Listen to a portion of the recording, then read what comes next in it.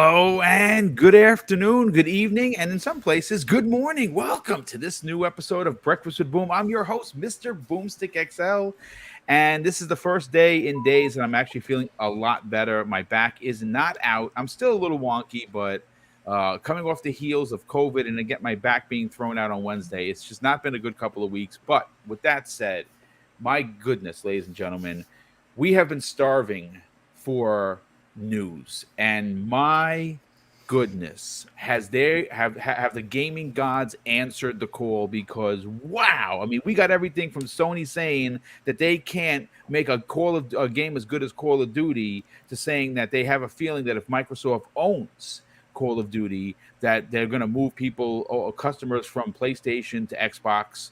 Well, you know, that's how the cookie crumbles. We're also going to be talking about the big announcement from yesterday, ladies and gentlemen, where Xbox announced I have a press release in front of me from Microsoft regarding the long-awaited family plan for Game Pass. And my goodness, ladies and gentlemen, it is going to be industry changing. I don't think that people have had enough time to actually digest what this means. The price of admission for what you are getting is going to drive sales through the roof. And when you equate Microsoft's first party, what they currently own, and you actually add the Activision Blizzard King stuff, and then you talk about potentially seeing this fall a $199 Series S, I gotta tell you, Sony has every right to be scared. There's no doubt about it. They are.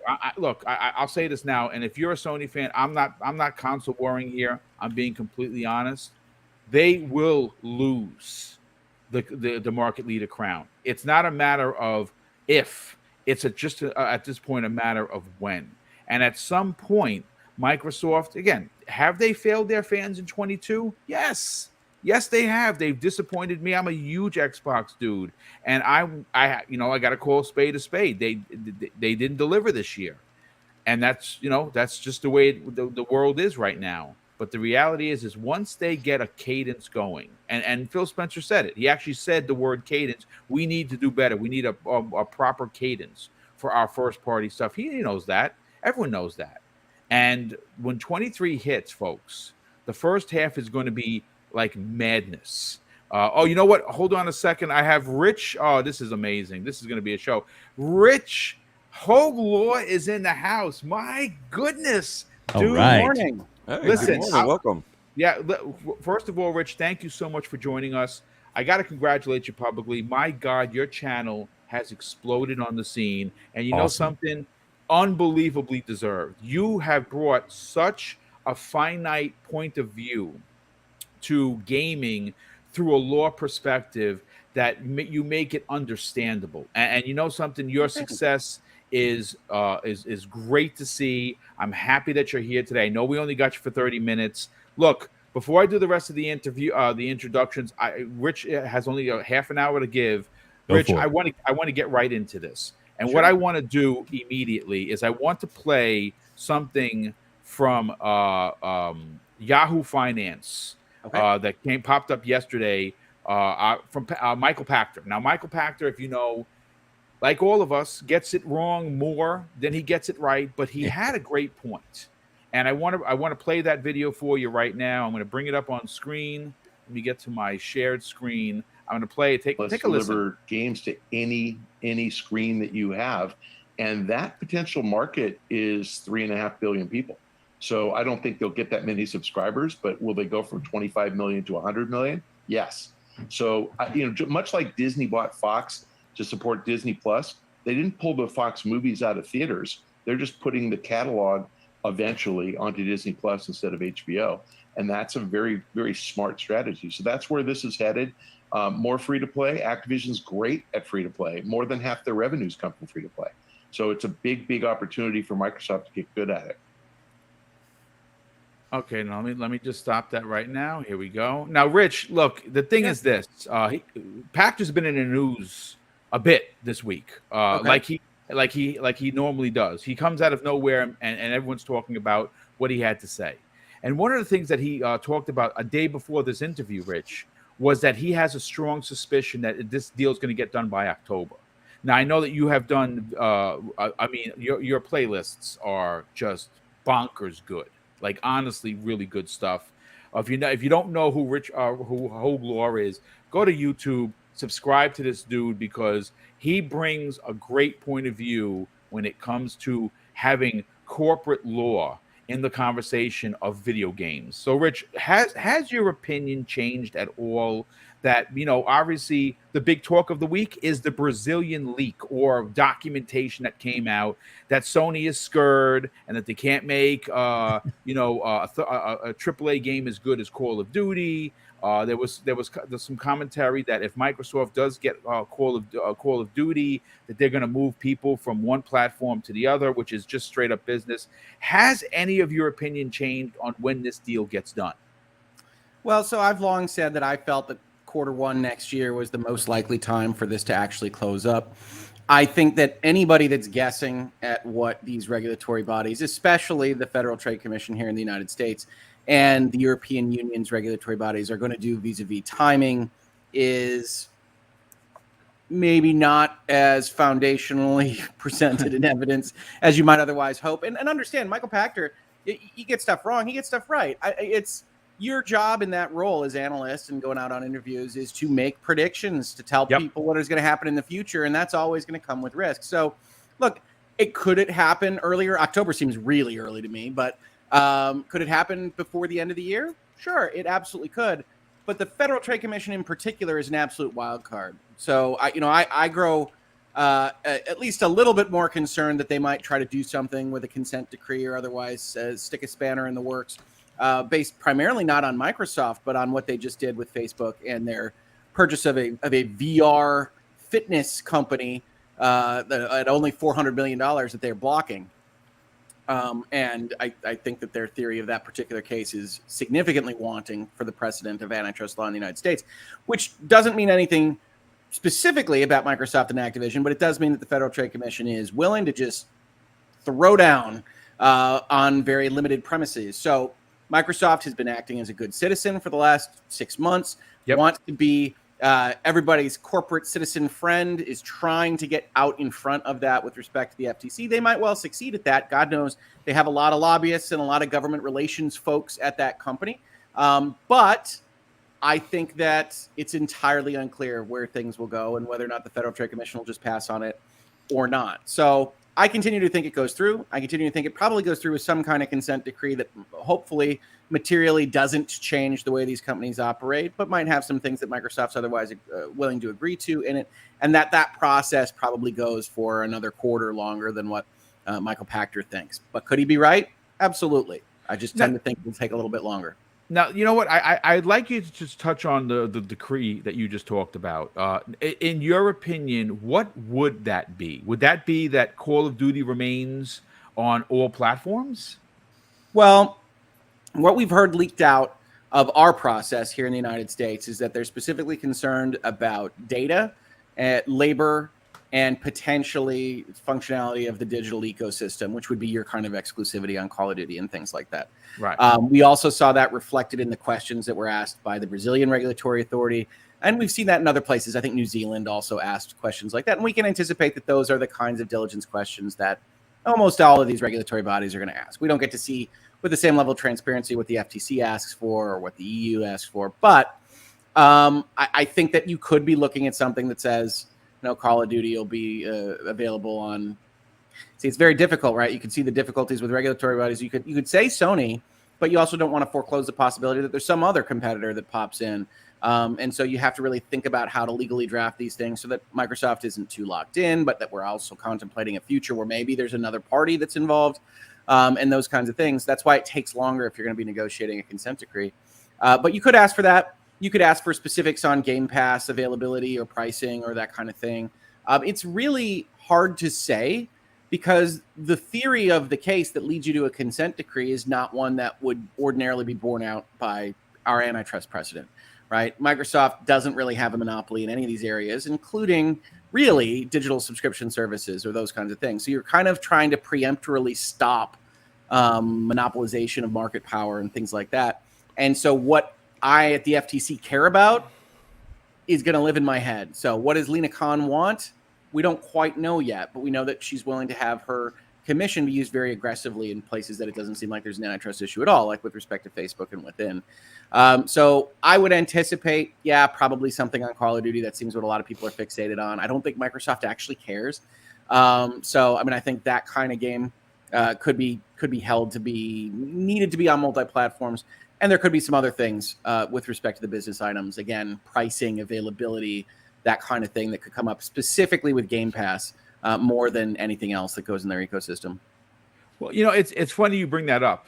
One of our topics today, Rich, is what was announced yesterday, the insider program for family stuff. The family plan. Now, it's interesting that you say that, where I know that you had said multiple times in many of your videos, one of the decrees that you think that could be a possibility is not raising the price of Game Pass for X amount of years, right? Yeah, but I think Michel Pachter advanced that, and I was commenting on it in the videos as a possibility. Price fixing as a concept is something that historically regulatory bodies have been at least a little bit circumspect about using, because they have these tools, they have these hammers for these nails, but you don't actually want to accidentally mess up an economy or require things to be specific prices when you couldn't actually fund that kind of thing. So yes, it's a possibility, and it might just be a hold. You won't raise it for a period of time. And if it's something that Microsoft wasn't going to do anyway, because we're still in the marketing component side of things, the FTC can look like they get a win. Microsoft can look like they are, chastened and a good corporate citizen. And then in the back offices, you say, well, we're collecting subscribers for the next 5 years anyway. What does it matter if we agree to this, right? So you can have consent decrees that are effectively perfectly fine with the party that is otherwise agreeing to the thing. And I think that's where we're likely to wind up, because if Microsoft were to be pushed too much on this stuff, well, I think they have the resources to go and fight some of these more novel interpretations that the FTC might be otherwise pursuing. Yeah, and that actually was going to be my next question to you, Rich. Okay. Regarding the potential lawsuit, because we saw that happen with Amazon and MGM, right? When they purchased MGM, they basically threatened a monster lawsuit, and the FTC wound up backing down on it. They did, but they wound up backing down. If you look at those articles on a 2-2 block between the Republican-appointed commissioners and the Democratic-appointed commissioners, and since then there has been a third Democratic-appointed commissioner, and it is that 3-2 vote that saw the Facebook lawsuit go through. So I think it would be fair to interpret that Amazon MGM would have wound up in a blocking lawsuit if the current configuration of the FTC existed back then. Interesting. Now, what do you think would push Microsoft to kind of drop the gauntlet and say, okay, you know what? We have been playing Mr. Good Guy. We have given everything, every piece of information that you want. We're keeping one of the biggest IPs in gaming, literally the biggest IP in gaming, multi-plat. We've already promised that, digital, we're giving the best value. What potentially pushes Microsoft over the edge? No, it'll be them asking for something that they don't want, right? So the way this works in the process is that the FTC says, we think there might be a market share issue here, a monopolization issue here. So we're going to block unless we can come to an agreement on a consent decree. And then we say, here's what we need in the consent decree to allow this to go through. Microsoft says, okay, that's fine. But, you say, oh, you have to make all of the ZeniMax titles multi-platform. Microsoft says, really? We are spending money here. We did try to buy an asset. We don't want to do that. As an example, right? Of course. As an example, something crosses the line for them. You will lower the price by Game Pass in half. Something ridiculous from the FTC. But either way, even if it didn't come across as ridiculous to us on the outside, it's something they don't want to do. So Microsoft goes in and says, you're not the final decider of whether or not we can do this deal. Right, because it's the statute that says you guys can police whether or not something is monopolizing or substantially lessening competition, etc.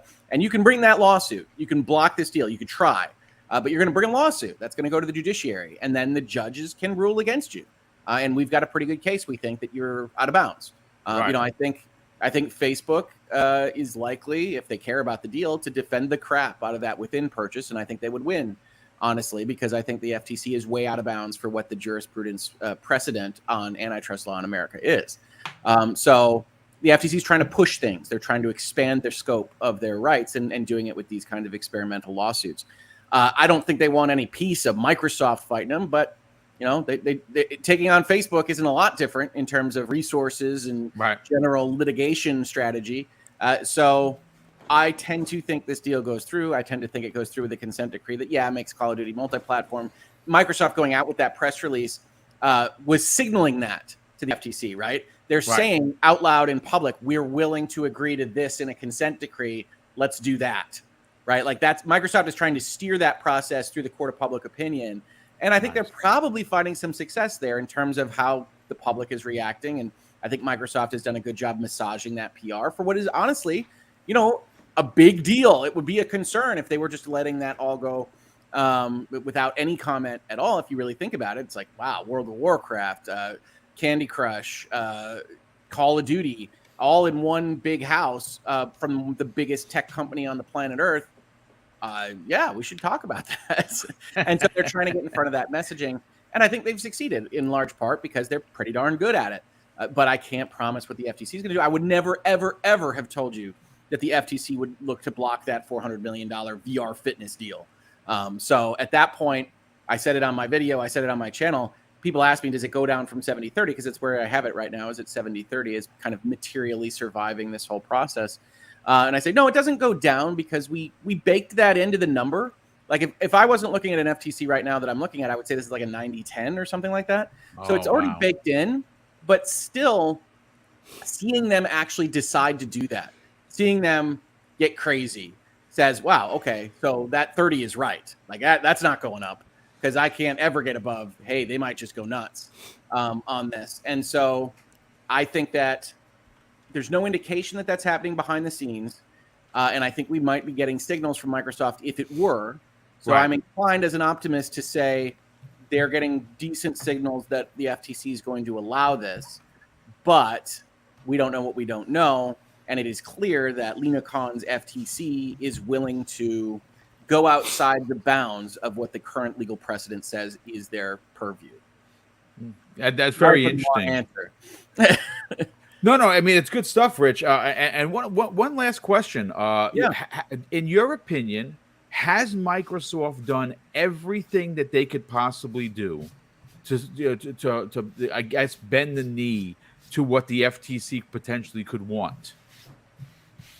Well, we don't know, right? So, again, the process here behind the scenes is FTC asks for a lot of documents. FTC does interviews like we saw in Australia, that we saw in Brazil.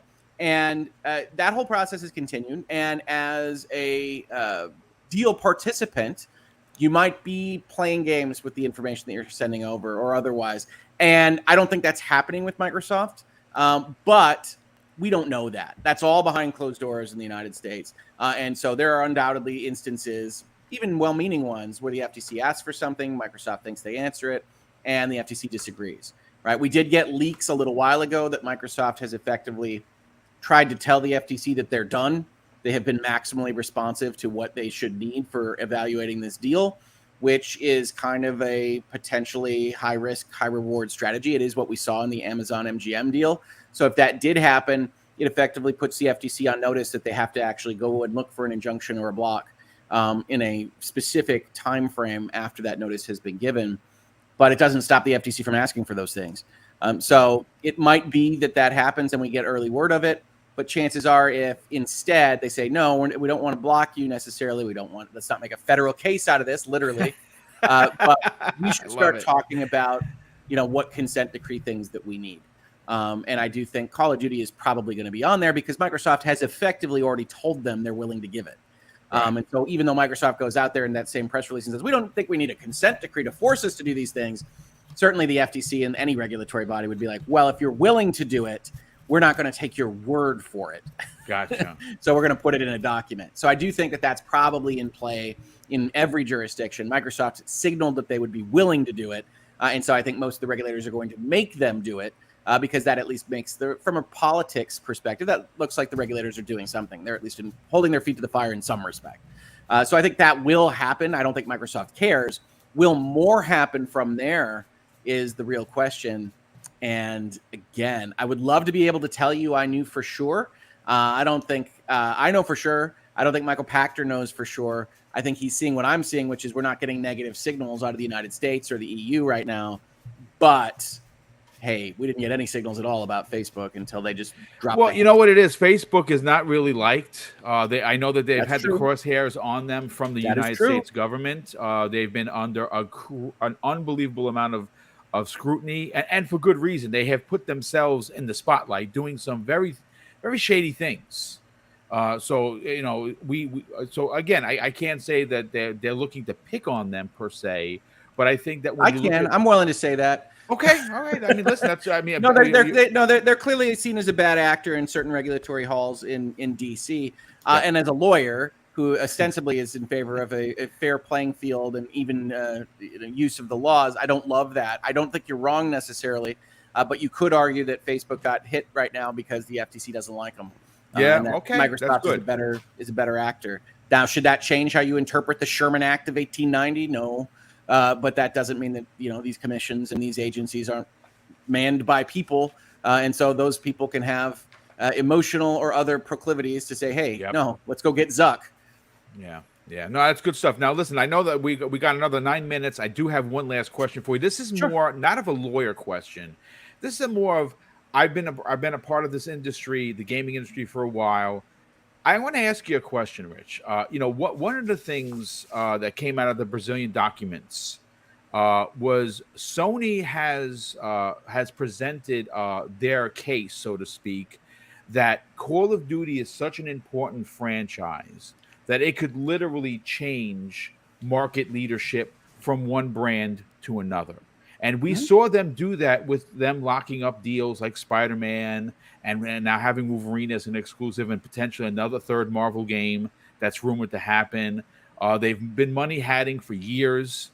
Final Fantasy VII, the easiest one to go to, is still not here. I got the collector's edition sitting onto my right, and it has a sticker says exclusive until spring of 21. And we still don't have it on Xbox. So they have gone out of their way to steer people to buy a PlayStation, whether that be a PS4 or a PS5. Sure. My question to you, Rich, is very simple, but I think that you're going to use up your 8 minutes that you got left. I'm a talker. I want to say this. When Sony loses the market share, and I say when because I won't say if. I'm saying when, Rich. Now, you can disagree. That would be awesome if you did, because we're going to have a great conversation. But I have a strong suspicion that this is one of the biggest things that they are afraid of, because when you are the market leader, you can use what Sony has done in the past, these gaming terror tactics, meaning that you get these perks from all of these different entities because you're the big man on campus. Like, no one says no to Sony. But when Microsoft potentially takes over the market share because of value, specifically because we could see a $200 Series S this fall, right? We've seen it as low as $239 right now. And now you're bringing into the conversation just Game Pass, but it's not just Game Pass because of the press release from yesterday, Rich.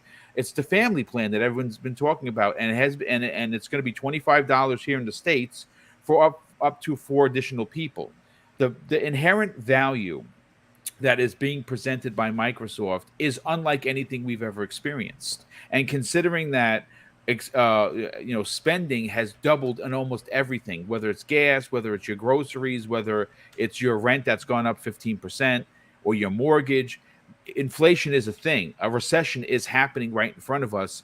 They could, just based on just pure, numbers, 80% of the market share for Sony is the normies, the casual audience that buys 2 and 3 games a year. And we also know that those gamers, they're cheap. They don't like to spend money on games. But when you put Game Pass into the conversation, and now you add the family plan, could you actually see Sony in second place, maybe even in third? Well, I mean, there's a lot to unpack there, right? So let's start with the Brazilian answers. One, they're asked the question. So the Brazilian authorities go and say, is there anything that Activision makes that is special? And could it be replaced by anyone else? So that's kind of a generalized question, but it's designed to say, hey, tell us what the big things are. We want to hear this from different parties in the industry. We kind of know, but tell us. And Sony answers and says Call of Duty special. I don't think there's anybody that would disagree with that anywhere. They're at the top of the charts every year, even in a down year like Vanguard. And so Sony says that. And then Sony kind of just takes a broader brush with, can anybody replace it? And they say no. They say, no, nobody really has the resources to throw High Moon and Vicarious and Infinity Ward and Treyarch and all of these things. I mean, at a very real level, Activision proper, not Candy Crush, not Blizzard. Activision proper is the Call of Duty studio. And so they say that's 10,000 people. Yeah. And no, not realistically can anybody build that thing up. And then that was reported on as Sony sour grapes. And look, they're a business. Right. And so I think that's a very truthful answer for them, that it certainly is not easy. And they answered a little bit broader and Brazil allows them to do this because they have other questions that are going to go in this, which is really, how costly would it be to make a Call of Duty? That's the subtext here. There's a lot of questions about what is the entry point, because one of the things these regulators are looking for is, okay, we also have to keep in mind that this is a dynamic environment, that these things aren't always ceteris paribus. All things are not otherwise equal.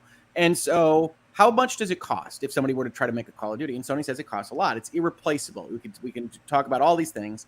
And to me, that's a fair answer. And as a business person, that's a legitimate answer to give to these regulators. I think it's also worth noting, I'm going to defend Sony here, that there are other questions in that packet that they could have taken a harsher stance on, and also probably would have been truthful, that would have been better argued as trying to scuttle the deal or otherwise have a complaint about this. And Sony actually winds up saying that they feel the Game Pass market and the buy-on-demand market should be treated the same, which is a big deal for these regulators, because the most vulnerable place where Microsoft lives on this is that game subscription services should be separate, because they clearly have a dominant first mover position on Game Pass. And if Sony goes out there and says, no, they're wildly different because the model is different and the consumer base is different and this is how it's funded and all these various things, then they could argue, yes, that they have a monopoly or a significant dominant market power in that, and you should be worried about it, because that's clearly what they're trying to tease out of some of these questions, and I would expect other regulation bodies to do that. Sony doesn't take that.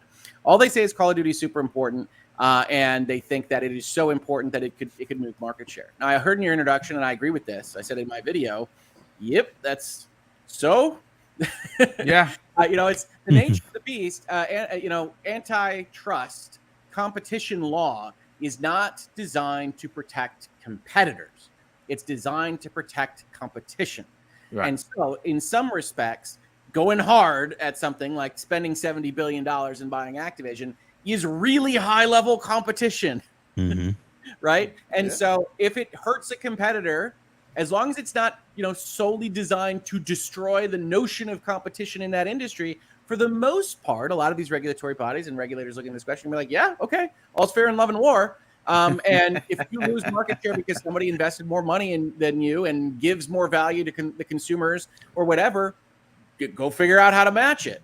And so I don't necessarily see the same thing as you do in some other reporting on this. I'm a little bit more genteel on these things, where you've got these regulators, you're talking to them, you answer the questions. I think it's pretty truthful. Of course, you slant it towards whatever direction you think is most beneficial to you, but I don't really see them whining in these answers. And I think they actually take a pretty middle of the road approach. I do think they're fearful of losing market share. I think they should be. And I think they're probably resentful a little bit of, you've got the big elephant in the room, which is you've got a company with a stack of cash, and it's a stack of cash that Sony can't match. No matter how good they make their games. If you were just a pure Sony third-person action-adventure fan, Sony can't match this buying spree.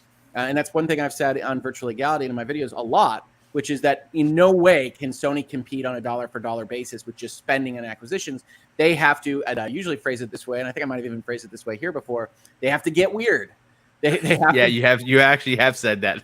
You have to do different things. You have to get brand differentiation, and they've done a good job of that, I actually think. Sony picking out these little companies to buy that can help them. And then obviously Bungie is their big move, and Bungie is effectively an institutional knowledge play to get them into that free-to-play live services space, which Michel Pachter brings up in that interview as absolutely correct for what Microsoft did here. Yes, they want to fund Game Pass. Yes, they want to make these games available, and they want to get people into that recurring revenue model. They also wanted King.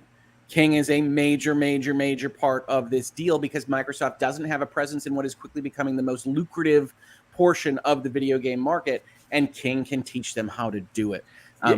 Rich, what was reported yesterday, just to add to your point, a report came out that Call of Duty Mobile has made more money than console and PC sales combined. I don't doubt it. I hadn't seen that report, but that's where everybody has to be looking on these things, and I don't necessarily love it, right? I'm a console game player that likes primarily single-player game experiences, but I also recognize that these are businesses, and you can't just ignore if you have the skill set to potentially make a multi-billion-dollar per quarter mobile title, that you should probably at least examine that as a possibility. And so you've got Sony buying Bungie, you've got Microsoft buying King, and in 10 years' time, we might look at this not as the Game Pass wars or anything else, but the time when these console manufacturers finally got into the mobile game, on a competent basis because they went and bought the institutional knowledge for these kinds of things. I think Sony is at risk of losing market share here. They know it. I don't think they're whining about it, but they are at least trying to make it known to the regulators. And then it's up to the regulators to decide whether that's a big enough deal for them to worry about on an anti-competitive level and not just to protect one of the competitors in that industry. Nice. Well, good stuff, Rich. Listen, thank you so much for stopping by. You're always so good about my times. I really do appreciate it. No. Listen, your time is value, and obviously I don't want to pay a lawyer fee. So, wait a minute. I thought the invoice was already in the mail. Oh, Rich, we appreciate you, Rich. I don't need to have you, tell everyone about it, but you have to. You did something amazing this year. Your channel, Virtual Legality, has exploded on the scene. And it's done in the way that you wanna see someone like you grow. You didn't use hate. You didn't use clickbait. You brought an incredible amount of knowledge to a conversation that a lot of us always wanted to have, but we couldn't. And you also made it very digestible. So please, by all means, before you get out of here, sell your brand. Tell them about Virtual Legality, where they can go and subscribe, and where can people reach out to you and strike up a conversation on social media. Yeah, absolutely. Well, on social media, I'm most active on Twitter. And I also accept articles and things to cover over there in my DMs. Those are open. I'm always super appreciative of that because I can't always get to every possible corner of the internet for some of these cool stories. But yeah, Virtual Legality, Hoeg YouTube channel, getting real close to hitting 110,000 maybe this week. Wow, dude. And so we've grown a lot in a narrow space of time. We've added a new show, Hangouts and Headlines, which is every weekday morning except Wednesdays because I was going to die if I did it 5 times a week. So we do it 4 times a week. We just finished our Casual Friday stream this morning where we take things a little bit easier, a little bit looser. We talked about HBO Max, and we talked about a lawyer getting sanctions from a trial court for not playing enough Call of Duty. Fun story. Go check it out on the Virtual Legality. Yes, absolutely. We'll definitely check that out. Yeah, it's fun. It's a fun story. But so we're doing that, Hangouts and Headlines. We're also regularly still doing Virtual Legality episodes. We just put up an episode yesterday about actually the NFLPA, NFL CBA and how they handle discipline in the face of them appealing the Deshaun Watson ruling. Yeah, he's got suspended for 6 games, and if he loses, he could be out for a year. Well, the NFL appeals to itself under their collectively bargained agreement, so check that out. I think I called it Exposed because I'm a sucker for a pun. And we're doing all that over there. And then also, last but not least, we are currently in active development. I like to pretend we're a movie studio over there, of a new season of Lawyers and Dragons, where me and a couple of lawyer colleagues on YouTube with big followings of their own, we play Dungeons and Dragons. So we did a preview episode over that a month ago, and we are starting up our new season very, very, very soon. So if you want to see some real rules lawyers in action over there, we got a lot of people that don't play very regularly, and it is goofy as all heck. So we're gonna have. Dude, I'm a Dungeons and Dragons player. My character is named Achilles, and I've had him for years. See, there you go. So come on over. We're gonna have some fun, and it's gonna be announced the new season really, really, really, really, really, really soon. So thank you so much for giving me that opportunity. I love hanging out with you. I love seeing everybody on the channel. Come on, we're doing live streams and VOD and everything else now as YouTube slowly takes over my life. Well, listen, you know what? You're doing the gaming lord's work, my friend, and we definitely appreciate you being here, Rich. Congratulations once again on the unbelievable success. It's well earned, well deserved, and we will see you hopefully very soon. Sounds good, Boom. Thanks All right, again brother. for having me, Take everybody. care. Yes. Thank you, sir. Well, you know what? Let's bring Steel Rain into the conversation because he's our special guest. I didn't realize that we were actually going to have two special guests today. We got Dreadpool making his return to the panel, which is awesome. Obviously, Fuzzy and Web Dave have been holding it down as the very solid bookends to make this show run.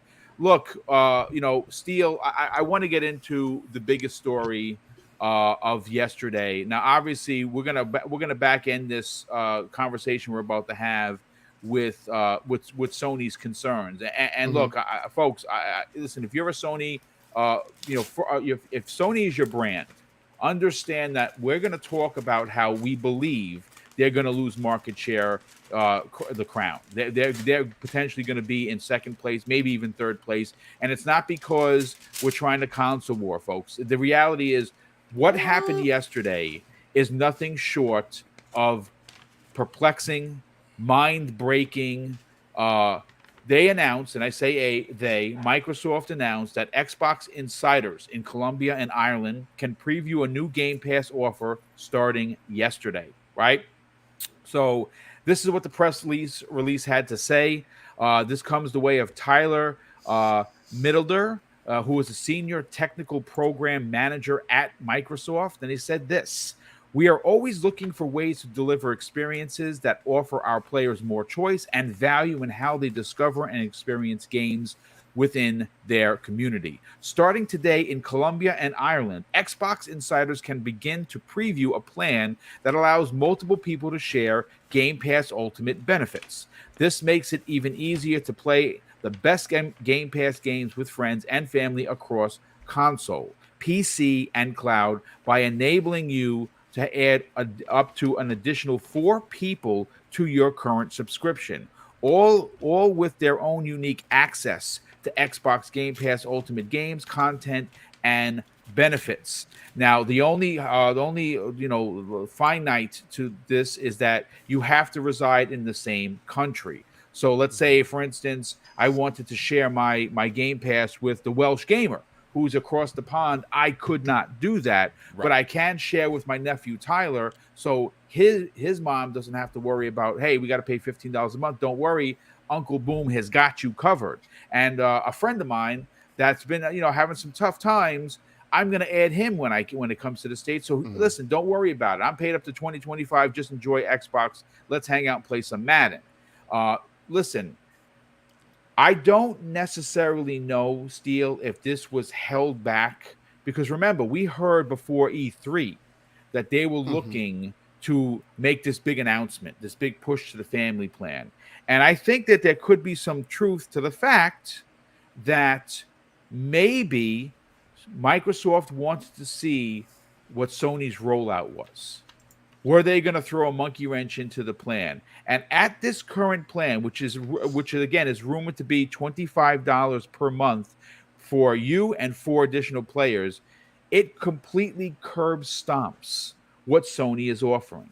And I say that with absolute respect, not no console war stuff. Remember, $18 a month, which a lot of people is what they do because they can't afford the $120 in one shot, because money's hard to come by these days. It's a reality. With all of that said, I want 2 questions for you, Steel. Yeah. One, how big of a deal is this to the industry? And secondly, could this be what broke the camel's back in regards to Sony remaining the market leader? Is this going to be a game changer to start off with? Yes, for sure. Kind of like everybody heard with the whole Michel Pachter thing, and him estimating that because of Call of Duty, you can get hundreds of millions of people in the Game Pass. This family plan is aiming to do exactly that, get more people within the ecosystem. Heard a few people bringing it up, and some people had the question, hey, do you think that they would include those numbers or those additional people part of that plan as part of the Game Pass numbers. And of course they are. They're going to inflate those numbers as much as possible to make it look as appealing as possible and as interesting as possible. The one thing that Game Pass is doing that nobody really pays attention to, or maybe we're just not as grateful as we used to be, is giving you utmost value, the top dollar.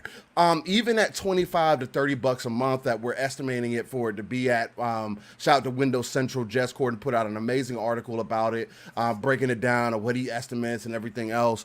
But if we're looking at a 25 to $30 range, $5 a person for a game, and this is Xbox Game Pass Ultimate. This isn't just a regular Game Pass. This is Ultimate. And it is really smart for them to combine it this way, because although it may seem like a lot up front, once people start having that conversation, again, people always do it with who are you game sharing with, right? Me and my game share partner, we spend 30 bucks on a game, well, 35 bucks on a game now, or whichever the case, and we just go half and half, to where now you can break that down even further if it's going to be 5 people or 4 people, depending on how they really end up doing that. If it's 5 people, even more value. That's crazy. But what you're doing is setting yourself up and actually completing the mission that you kind of set up for yourself at the beginning of this, when you brought Game Pass to be a main pillar of Xbox since 2017. And that's making it undeniable. Nobody could look at the service and say, man, there is nothing there, or there is no value to be had there. Especially as we get more games rolling in, you have to look at the fact Xbox is where they're at right now without, no matter what anybody says, they're having a bad 2022. Well, they're having a bad 2022, but their sales are better than ever. So what goes hand in hand with that?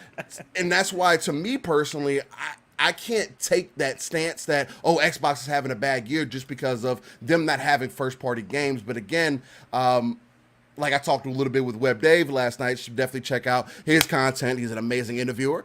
But like I spoke with him, it's one of those things to where if you can make it undeniable for the people, then what other step needs to be had? And the Game Pass is already doing that for people like myself, for an example. Ghost Recon Wildlands just came into Game Pass. Sure, it was on Ubisoft Plus, and I could get it on PC or whichever the case, but I had to pay for it, and I wasn't willing to pay for Wildlands at that time. I played Breakpoint, thought it was a solid game, but because of Game Pass and it being part of PC Game Pass also, even though I have to download, I have to go through 3 different installers to get it downloaded. But the fact that I was able to jump in, no cost to me, try out a Ghost Recon game on a IP from Tom Clancy that I've kind of been down on the last decade, because, I mean, let's be honest, the brand has kind of been has deteriorized over the years, unfortunately. Nothing compares to those Advanced Warfighter or the regular Recon days. But there's just so much value that's getting added onto the service that, again, Xbox is completely making undeniable to the people.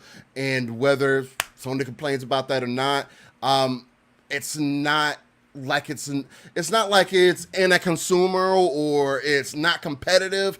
Again, like Hoeg even brought up, if anything, they're adding more competition. They're making Sony look at, they're like, oh man, well, we can't do things the way we did them. Sure, we can sell games for $70, but what's going to keep people invested? Buying games for $70, and like you mentioned, where gas is as high as it is, groceries are almost double from where they were 2 years ago. These are all things, these are real life things that have to roll into this equation that I know a lot of us may not consider. These are the things Xbox has been considering, has looked at, and for better or for worse, the pandemic has kind of boosted that or changed the trajectory of it to hit home sooner than probably later. So. But I mean, that's good stuff, Rain. I think you're onto something. And yeah, you know what? At some point, I have a strong suspicion, because like I said, Jim Ryan, if I'm a betting man, I think that Jim Ryan sees the potential of day and date games, both on PC and in their service. Now, remember, Sony is a very traditionally run Japanese corporation. They do not, they usually stay in their lane, and they usually don't deviate from something that has worked for decades for them. Right. I think that if Jim Ryan had the final decision, and we don't know if he does or he doesn't, I'm only speculating. No, I think that he would potentially be like, you know what? Because here's the thing. The good thing about Xbox Game Pass, one of the most interesting things about Xbox Game Pass, is how more times than not, Steel, I'll see comments, oh my God, I played this game I didn't even know I needed in my life. Yep. And it's because that's the said point. game, whether it's a double A, a triple A, a single A, or an indie, it's a game that wasn't on someone's radar. Yep. And now it's their favorite game of the year. Right? We've seen that more often than not. And it's easier to do that. And this is the other thing that drives me up the wall, and then I'll come down off the high horse off of this one. That's one thing that really drives me up the wall when people say it. And subscriptions don't work within gaming because it's a different time sink. No, that's exactly why it works. Because once you spend 100 hours in one game, you're not going to want to cancel subscription service that you have access to other games in. It's not like movies or TV shows, I can turn it on whenever, I can record it whenever. No, you put 100 hours in the game, you're going to make sure that you have access to that game somehow, some way. The whole entire point, and King David brought up this point, shout out to the Iron Lords, he brought up this point with you yesterday, is that invisible money. They do not want you to think about it. The same way you don't think about Netflix, you don't think about Hulu, you don't think about Paramount, you don't think about any of these things until somebody else tells you to think about it. And in gaming, you have too many options to think about, so they're going to keep you invested. And that's the entire point. That's good stuff. Listen, before I bring in Web Dave in the conversation, I got to catch up on Super Chats. And first, I have to offer up an apology. Wolf of Darkness, who has been an incredible supporter of the channel, dropped a $10 Super Chat yesterday, and I missed it. And I got to tell you, folks, nothing makes me more want to punch myself in the face than when I miss these things, because we, Mrs. Boom and I, never have ever felt that we are owed anything. And he dropped a super chat yesterday for $10, and it says, "What's up, Boom? I really appreciate bringing the most wanted man in podcast, King David. Question for King: what if Activision Blizzard games start rolling into Game Pass in October?" Well, I'll answer that because obviously King isn't here. I have a strong suspicion that if hypothetically the deal does get done, you will see a ton of Call of Duty games get in there. Everything that Sony doesn't have the marketing rights to. Like right now, they have the marketing rights for Call of Duty Modern Warfare 2, the remake. Obviously, that wouldn't be an Xbox Game Pass, but that does not stop Microsoft from adding Call of Duty Modern Warfare 1 remake or Vanguard or anything. All of them. Ghosts, which is, a lot of people didn't like, but they absolutely could do that. They could drop Diablo 2. They could put Diablo 3 into Game Pass. I mean, there's a host of things that they can do if this deal does get done. Let me read a few others. The first one of the day comes to from our good friend Jacob Novick. Drops an outstanding $2 super chat and says Sony's Crunchyroll buying as a merch store is funny. Yeah, it's funny. What's even more funny is they own Crunchyroll and it's not in their service, which is bonkers. Oh, no, we lost Steel. We'll get him back hopefully momentarily. We also have, this is a big one. Shooter 2853, who was a winner of one of the $50 gift cards and was incredibly kind enough to give it to a friend of his, which I sent earlier this week. Drops an outstanding and a ridiculous $30 super chat. And it says, "Boom, please buy all your panel members a beer or two from the old fella in Australia." Well, listen, cheers. Cheers, indeed. Cheers. I'll take a ginger ale or a Dr. Pepper because I don't drink. but I appreciate that. That's very kind of you, Shooter. Thanks so much for the outstanding super chat, but the kind comment as well. DJ Birdo DOS drops an outstanding $10 super chat. He says, Breakfast with Boom, the only way to start your Friday morning.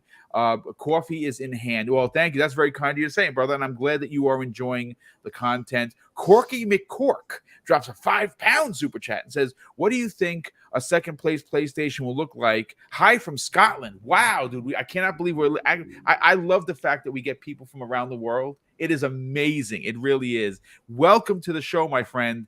You know what? Here's the thing. It's funny. I don't know if Sony being in second place makes them potentially more dangerous. Because right now they're in first place. I think that what has happened in the industry with Microsoft doing what they've done is because Sony sat on their hands a bit. They were in the lead. They dominated. They destroyed Xbox 2-1 in this country last gen, and in some places where like Jim Ryan was in charge in the EU and the UK was 7-1. So they I think were a little bit lulled to sleep and rested on their laurels. Microsoft, again, the King said it yesterday, the bully, right? The bully. He's been getting sand kicked in his face, and he goes, the summer goes and comes. He goes to the gym, he gets cocky, and he beats down the bully, right? That's kind of what happened here, folks. I don't think they took Microsoft serious, and so Microsoft bought Bethesda. Because remember, one of the biggest things out of that deal was that Sony was trying to lock up Starfield as a permanent exclusive. That's a fact, folks. That's not even a suggestion. That actually happened. And Microsoft was like, nope, we're buying the whole company, and here we are. So it's I don't know what a second place or even a third place Sony looks like, but like I said, I am never going to count out Sony. Look, the reality is their IPs are legendary. The work that their studios do on these IP, again, legendary. And I will never take that away from them. Do I think that their service is a little bit overpriced? Sure. Do I wish that they had day and date? Yes. Will I spend $120 on a year subscription next year when my current premium subscription expires? Well, that depends, because I dumped $33 because I knew that Stray was getting in there, and I really wanted Stray, and Stray is freaking fantastic. I absolutely love the game. So I'd rather just extend my membership, put it to the premium, and I got Stray for free, so to speak. So it's an interesting theory. We also have TK Chillin, who's been a member for 7 months, brother. Thank you so much for that. He says, hi, Boom and crew. Microsoft adding more value to Game Pass is super smart right now. Indeed, it is, and I think that could be at the cusp of where we're currently at. Michelle Alexandria, good friend of the program, drops an outstanding $3 super chat. Thank you so much. And of course, Dave, let's bring this question to you. Yes, sir. This, like Steele and I have explained, is going to change the industry. It's going to change the industry because right now, Game Pass in its current form is unmatchable by anybody. It's literally unmatchable by anyone. And now you add potentially $5 more, $6 more per month. Let's say, for instance, right now it's $15 a month for you, right? If you want to add 4 people, it's $10 more, right? That equates to about, if you were everyone was going to put into the pot per month, $5 per person. $5 per person for Ultimate Game Pass is bonkers. Like, I don't even understand how this is happening, to be honest with you, but it's happening. And again, it's only in Colombia and Ireland, which is awesome. It's safe to assume that it's going to roll. I mean, Jeff Grubb had a comment yesterday on his official Twitter account that he has heard that the pricing is going to be $25 per month for up to 4 additional players. My question to you is the same as I gave it to Steele. Does this change the industry? And more importantly, does this potentially move Sony out of the marketplace, especially when you see what is coming from Microsoft next year? Well, it is a great thing that is going to be happening for sure. And like Grubb said, he's heard that it's $25 a month for four, which I mean that's $300 a year. If you look at it, a year's worth. Divided among four people. If you want to do it that way, or if you're like me, I've got two kids and a wife that we can just all. There'll be no excuse for my son. Oh, Dad, I don't have a Game Pass. Now you do. So look, sorry, buddy, you got to join me. No, I'm just kidding.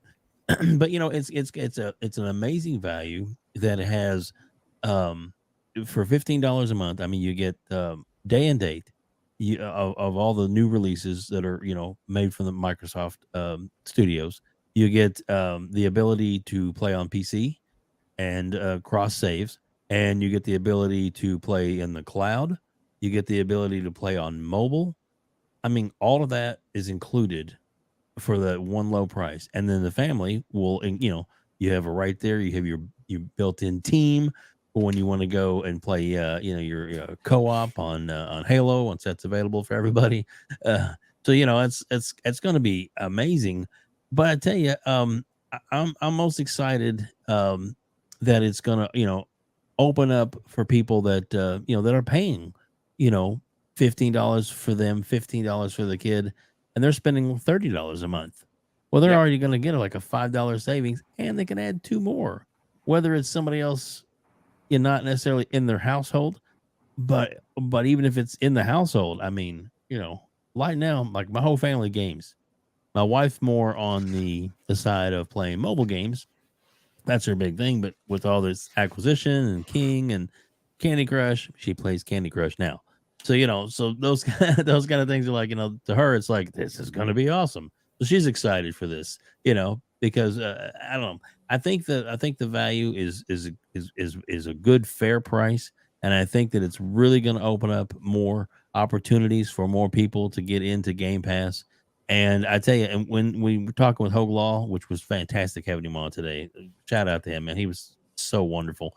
But if Sony, is really complaining about it, all they have to do is just, allow Game Pass on a Sony product. There you go. It's problem solved, right? Just saying. No. I mean, it's a good point. But my question to you: could this deal potentially move people away from Sony?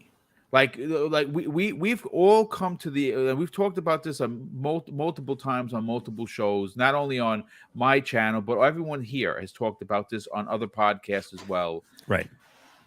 The market leadership has been very lucrative for Sony, but they find themselves in a position where they currently at what they have put out there cannot match what Microsoft is doing.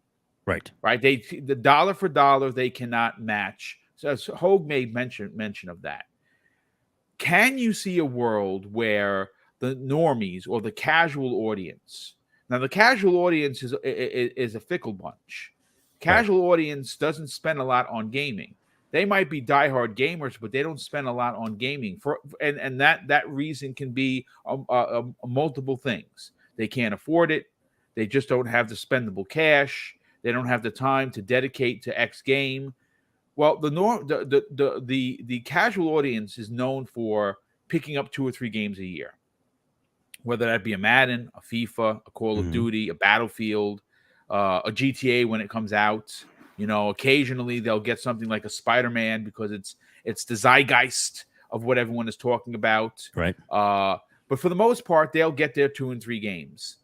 There is going to come a point where the casual audience is going to see that Microsoft has a $200 box and that they have Game Pass, and they're going to keep hearing about Game Pass and hearing about Game Pass, and then you're going to hear something like I said, I've actually scripted this out. I think this is how it actually happens because it happened when I was working as a cop. I would come in, I'd be talking about said game, like, oh my God, I just played this game, it's amazing. Someone would come up, oh, where'd you play that? Oh, I got it on Xbox, just that and the third. And that was a sale. There's going to come a point where somebody's going to be like, oh my God, I just got Call of Duty for free. I'm like, what are you talking about? Free? This is crazy. Yeah, there's Xbox Game Pass. It's $15 a month, and Call of Duty's in there. And you're gonna be like, oh, is it exclusive on PlayStation? No, it's not exclusive. But PlayStation $76.43 in New York, but $15 a month. Plus, you get like 400 games. People are like, what? Oh, I'm getting an Xbox. Yep. I'm telling you, that is what's going to happen. When that happens, do you see a world where Sony drops to third place because they just at this point will not be able to beat Microsoft, but they may not even be able to beat Nintendo? At some point, they could go down to third. I definitely think that will drop down to second. I think that's, to be honest with you, I think it's inevitable that they're not going to have the top spot. And to be honest, that's probably, quote unquote, the goal that you want, because if Microsoft is in first place, that means they're doing everything right. They're really hitting on all cylinders, and that means that the company is sound and is going to continue to go forward and even produce more better product and better value for us, the consumer. I think once they get in that position, I like yourself. I mean, it's not a casual gamer; we're hardcore gamers, right? But I mean, so there's always going to be, to us. I mean, I'm going to have a PlayStation because there's certain games. Oh yeah, absolutely. Ghost of Tsushima and stuff like that. Homes, amazing. Yes. I mean, even if it's coming on PC, I don't mind. I've got it now, so I'm playing it on my on my PlayStation. But the ability of them to, I guess, to grow to first place, I don't see anything that can stop it at this point, to be honest. I think especially once that deal is done, even going back to what Michel Pachter said, that their membership or subscription base, once Call of Duty is available on Game Pass, is going to just skyrocket. Yeah, because people will be like, oh, cool. Well, I don't have to have a console. I can just pot it up on my PC and go for $15 a month, or on your Samsung TV in 2022. Right. Or this amazing handheld device that we're that we may be talking about here in a little bit. My God, I can hardly wait for that thing to come out. If that's true, that the new Logitech, I'm there. Take my money. Yeah, we're going to get into that, folks. If you're not sure what Dave is talking about, apparently Microsoft is working not only with Nvidia, they're working with Logitech, hands-on a new handheld, a cloud-based handheld. That's probably going to, I'm assuming it's being made to rival something. Yeah, there you go, the Steam Deck. And we're going to be getting into that momentarily. Danny Pasha, first of all, we got a new channel member, Master Clowns X3. Welcome back, brother. Thank you so much for becoming a channel member once again.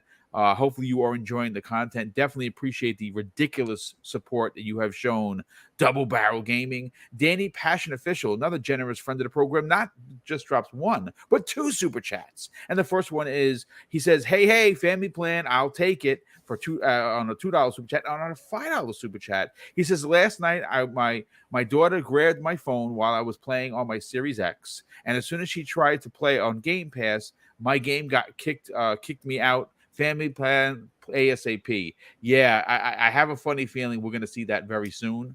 Again, it's a small rollout, but I would imagine that within the next couple of weeks, you're going to see that available. And I think it's going to be a big deal. Dreadpool, are you back, sir? Yes, I am. Well, you know what? Let's get your opinion on this. Obviously, we haven't had a chance to have you on a couple of weeks because, real life sucks, right? So I'm interested to get your opinion on a couple of things. First and foremost, the family plan. The importance of this to Microsoft's potential domination of the industry, and the inherent value that it's going to deliver. This really just goes on the cusp of Sony's response to the Brazilian questionnaire, where they have concerns that it could potentially, and I say Call of Duty could move people from one platform to the other, and it's likely it's going to. The way Sony especially markets Call of Duty, you would think if you're not in, again, the zeitgeist of the conversation, you might suggest that is a PlayStation exclusive, and you wouldn't be wrong, because the marketing that goes into Call of Duty specifically for PlayStation is godlike.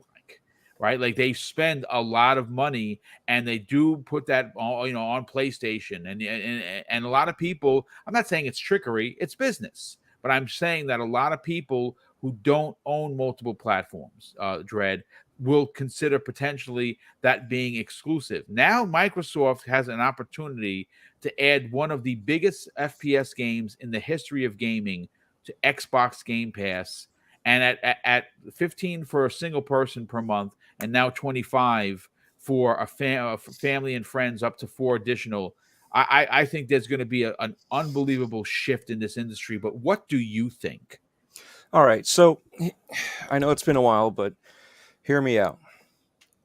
What has Microsoft always said about Game Pass, right? Even though we consider the games free, even though it's the invisible money that we pay out every month, right? It's like having a Blockbuster subscription and just going into the store and picking out a game and coming back, dropping it off, coming up, picking up another one, or picking up the same one, right? Because sometimes you just want to play that same game again because you haven't finished it and you just want to get into it. Same scenario here, right? Invisible money, this, and that. But they're also making money. They're making bank. Every time they do this, they're making money because people, and this isn't just the ultimate. This is like the basic, right? And even if you look at games with gold, even those games are getting numbers when they hand them out to you, right?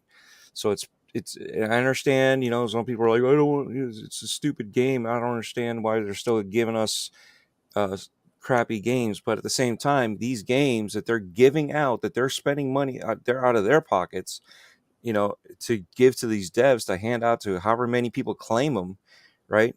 They're still making money, the devs are, off of the expansions, off of extra stuff that comes out of this, so all these little microtransactions. I know it's a bad word, but in the real scheme of things, it's still money going back to these devs, right? So everything goes back to the devs. So now we have a family, right? Yep. But how many people have 4 other family members in their family, right, that are children, right? We know Forkboy Gaming, he's got 4 kids, so that'll be perfect for him, right? But then you got someone like me, right? My wife has an account, but she doesn't even use it, right? So it's just myself and my daughter that have an account. My brother has an account, and he barely uses it too because he works so much, but his daughter plays it once in a blue moon. So who do you think I'm giving it to? I'm giving that one to my brother. So now who do I give it to? I've got somebody else to give it to, right? So I know another friend, one of my best friends. He hasn't been able to get on it because he's waiting for that extra dollar, that dollar deal again. And every time, he's struggling. So every time that dollar deal comes around, he hasn't been able to do it because he's moving to another place because he's getting kicked out because the owner's selling the place. And now he's like trying to scrounge for money, so you put all this stuff into reality. I'm going to give it to him, right? He's a full grown adult. So now he gets those deals, those same Game Pass deals at 20% off too.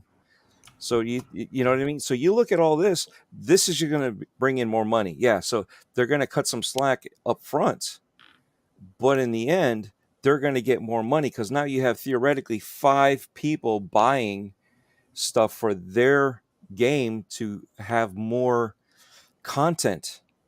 So, unless, they decide to do like Gears of War where they say Ultimate includes the Hive Busters. But guess what? They're going to be playing that too because it's part of Ultimate. So it gets them into that game more. Yep. So it just promotes promotion of more selling of products for those games. So it's a good deal for all of us. And that's what we want, right? We don't want to get nickeled and dimed on everything. But if we're going to, give us a huge deal. And, you go from 15 to 25. So that's an extra 10 for me. So that's less than actually 2 people. Yep. And if you were to buy and game share, right? And we already know game sharing is a hassle when it comes to Game Pass. When it comes to owning the games, not an issue. The game pops up on the home console. Your game share partner is able to download. The game's already there for them. You log into your Xbox, their home console, and you download the game there too. So it's already set up, but you got to do that twice. Yep. Right. So twice, that's $30. Right. So that gives you 4. Now you got a fourth one. Yeah. I'm sorry, a fifth person. So we're saving the money to spend money. You know what I'm saying? So it's that logical trick of I'm giving you something for free, so that way you'll be willing to spend money. And this is the whole thing with marketing, is when you do it right, people will gladly hand you money Yes. hand over fist Yep. because it's a good deal, right? Because you're not robbing me, but I'm willing to give it to you because you gave me such a good deal, right? I'm promoting, let's see, let's go with something bad, right? Cigars. You know, some people, smoking's bad, but cigars is a different thing, but it involves tobacco, right? So if someone's giving me money to buy a cigar, right, I'm going to sit there and try to figure out what the top of the line is and this and that, what's a smooth one, what has flavor, different things, what would go well with a drink. And then you kind of go from there. But if you're getting one as a sample, hey, here you go, and you're like, wow, this is really good. You're going to be promoting that too, right? That's the same thing that the cigarette companies did, right? With their promotions and all that. Now that everything's outrageous because it's not. We just find out that it's not the healthiest thing to be doing. So now you don't see those promotions because now they're marketing to kids. But this is gaming. This should be marketed to kids. This should be marketed to adults. We grew up with this stuff, and and this is why we need this stuff, right? Because if you think about it, why are they doing it? They need to be competitive. They need to be able to fight. And this is yet again another bullet in the gun and bullet in the chamber that they can use to fight against what Sony and Nintendo are doing. Arrow in their quiver, maybe? Yeah, something like that. Yeah. So, yeah, thank you. Because I didn't want to say it like that, but that was the only way I could say it. But yeah, so arrow in a quiver. But yeah, so you use this stuff to your advantage, that you have the abilities, but it took them so long to create this. That's why we didn't come out right out, at the beginning with the family plan. They tried and it didn't work out on the 360. They removed the family plan because it wasn't what this is, and it was different. This is even better now. So look at Game Pass, right? I'm sorry, the online gaming, xCloud, now it's called online, but xCloud, there was a version back in 2012 that they never released. They were doing this stuff way back when, and they kept it in-house, and they said it worked great. But obviously with the gen of the consoles that were coming out, with all the issues and the animosity inside of Xbox, or technically Microsoft not wanting Xbox anymore, or trying to figure out what they were going to do with it until Phil took it over, they decided not to do anything because, yet again, these games are getting huge. I mean, they were going 10 times the size, and now they have to figure out how they're going to do this stuff. So overall, this is a good marketing thing. It's a good fighting thing. It's good for competition, right? We need to be fought for. Our money should be fought for. We're not supposed to be fighting for them. And that's the thing we keep forgetting is, when we're promoting this stuff, we got to remember they need to be fighting for us and our dollars. And This is a good thing for that. And like I said, once you get a good deal, you will hand over money and not even think about it. Yeah, no, you're absolutely right. Handing over the money is not going to be a problem, especially when you think about how expensive it is to currently just live, right? And gaming is being that it's a hobby. It's I know some people be like, I would die without gaming, but you technically really wouldn't die without gaming. You just be bored as all hell. And I think you're onto something. I'm just gonna make sure I pronounce his name, Rufado. in the chat says if they could roll that plan out before Christmas, boy, that will be Yeah. a smart move. And indeed, that would be a smart move because again, if you can somehow right now, if you went looking for it, you could find a Series S for $240. You find it pretty much everywhere. I don't know how Microsoft is doing it. I know there was a rumor that they paid extra to be put in the front of the line, and if they did, well, they have the money to do that. So that's what happened, or it didn't happen. I don't know, but they somehow figured out a way to be able to get that particular console into the hands of gamers. And currently, it's $240.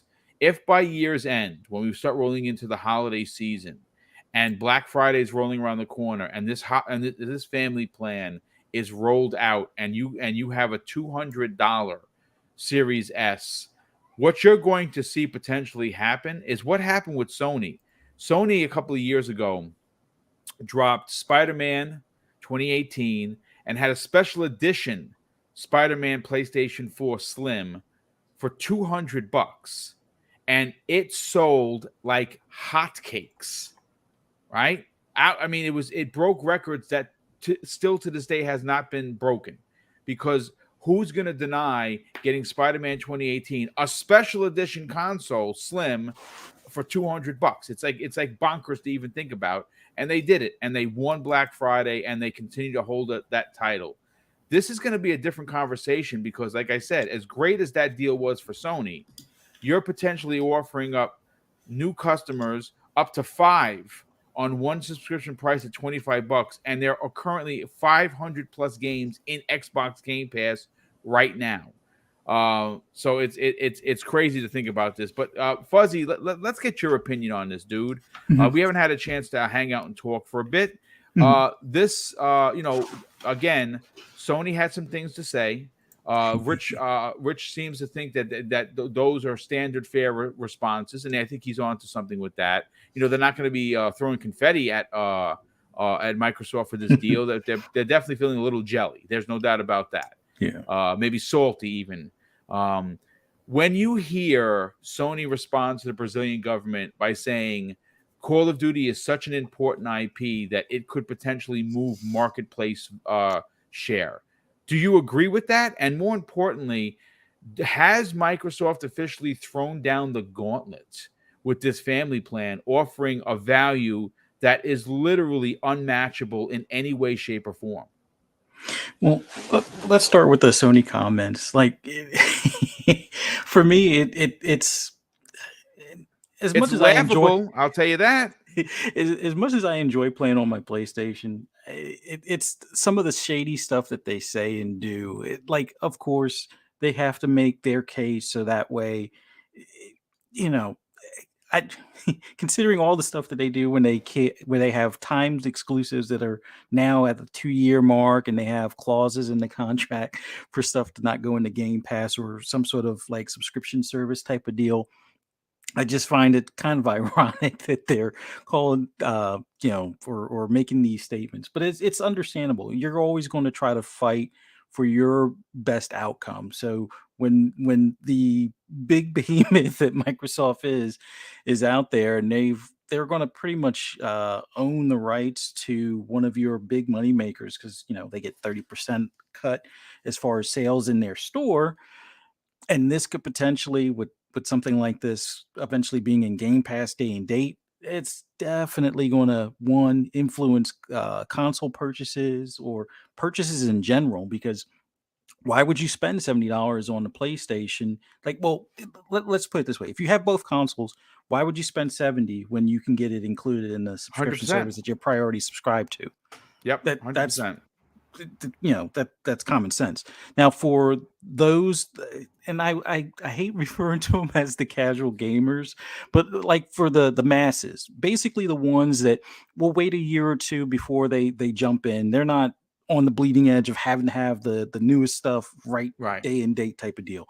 They're going to be the consumer that's going to look at how far their money can go. And if you have a Series S out there, which probably by Black Friday will be around $200 or so, or it may still be around the $240, $250 range with some games packaged in, or some Game Pass months packaged in as well.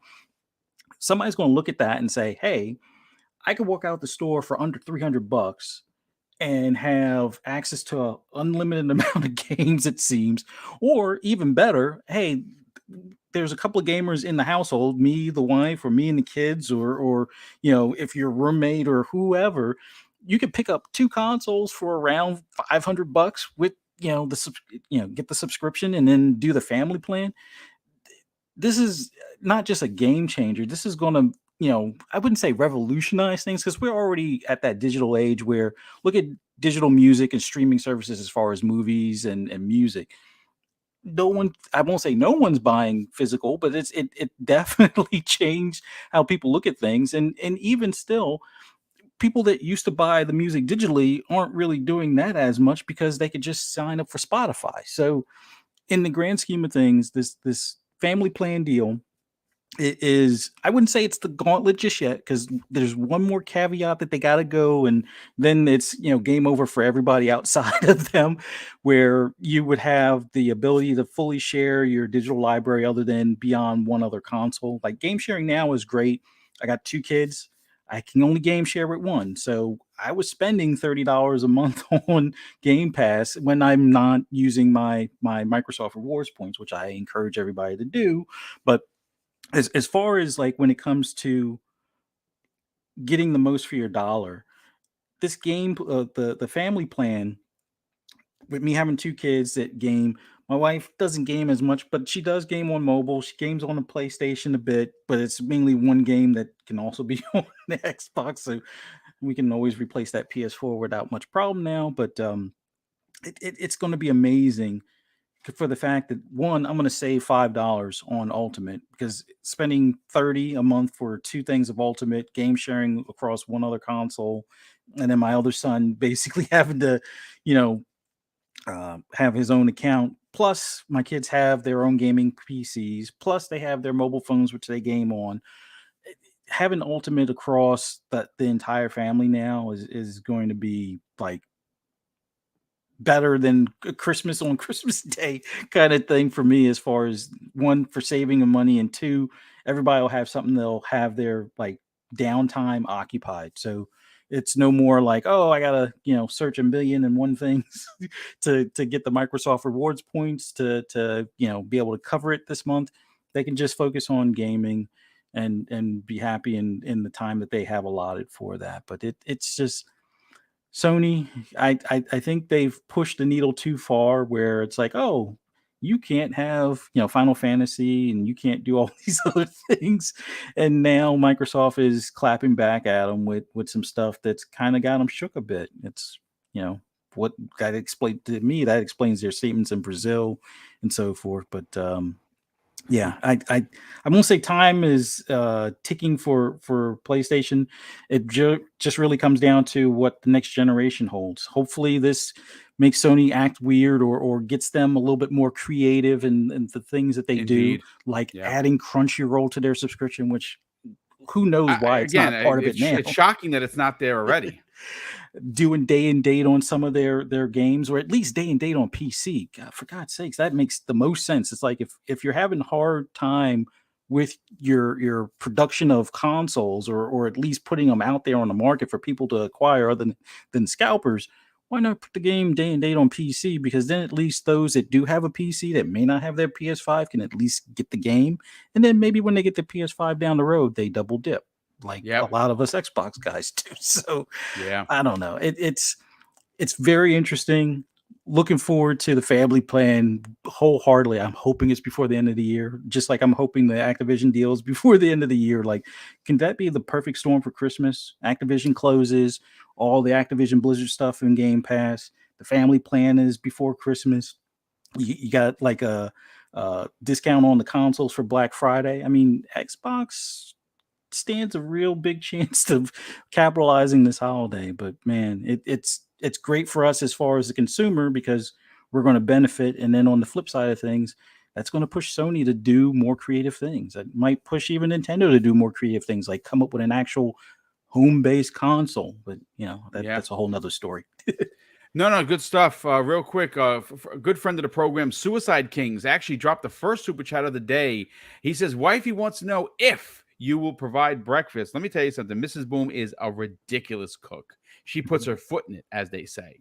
And unfortunately, we would love to feed the world, but we just can't because I'm retired and I live on one salary. So, but thank you for the super chat, brother. Definitely appreciate that. Look, folks, we're going to get into the next topic. We have about 35 minutes left in the show. Maybe we do a little bit of overtime today. We got to talk about with the newest story, and this was posted by many websites, but I pulled this one directly from PureXbox.com.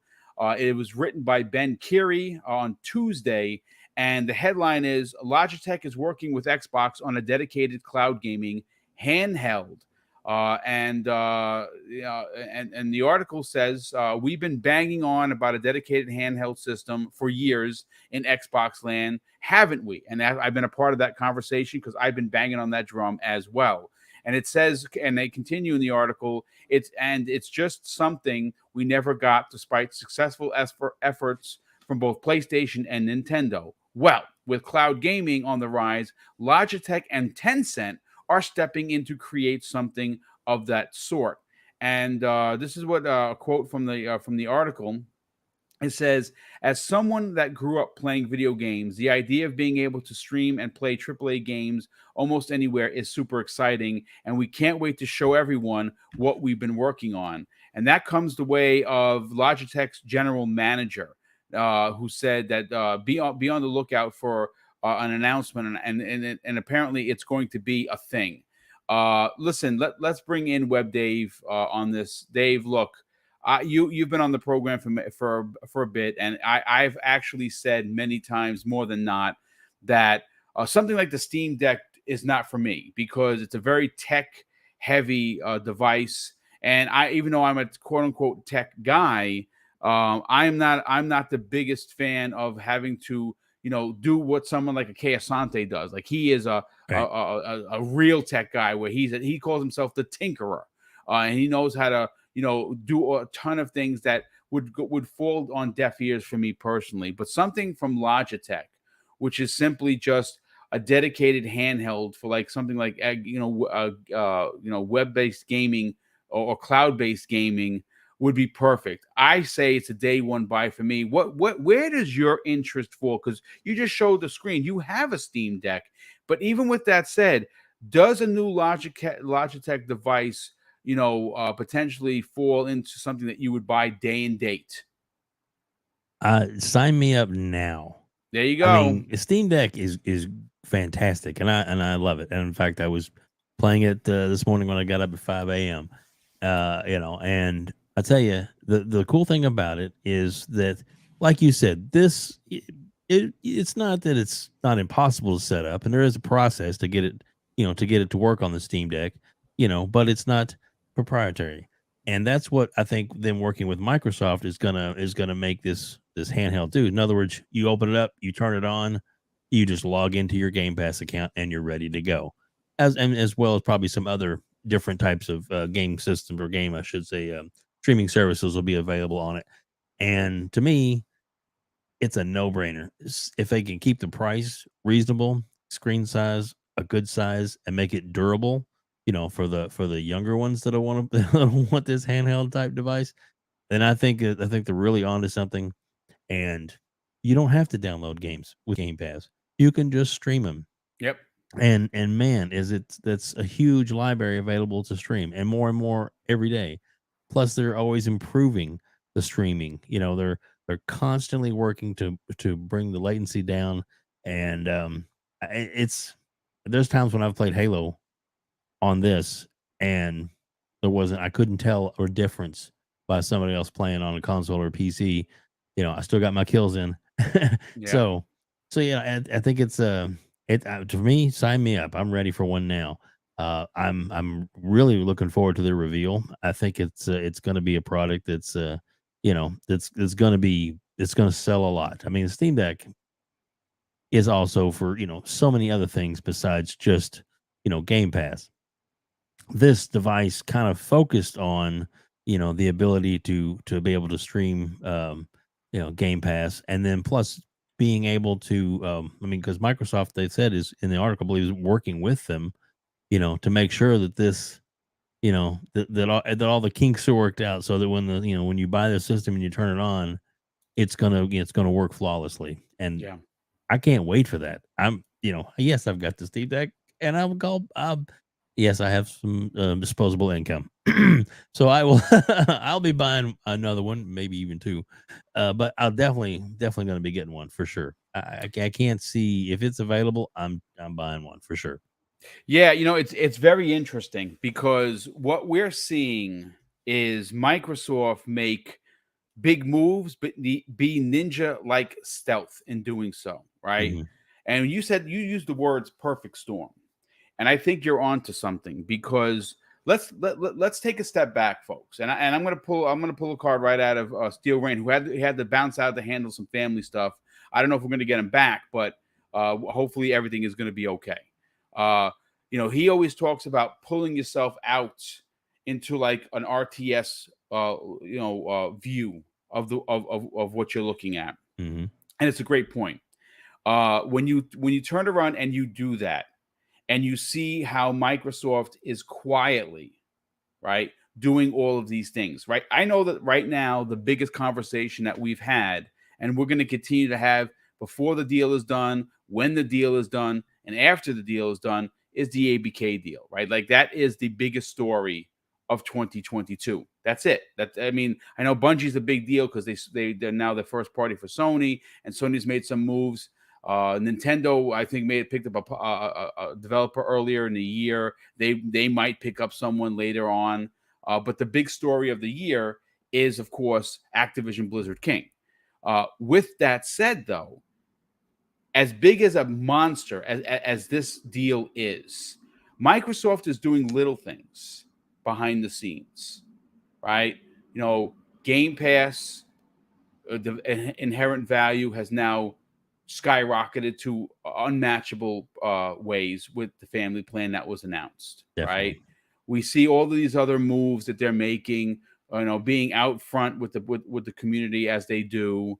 It's, again, we can all look back and say, well, 2022 was had a ton of highs for Microsoft. It had a bit of lows. The no first party stuff in 2022 is a bit disappointing. There's no denying that.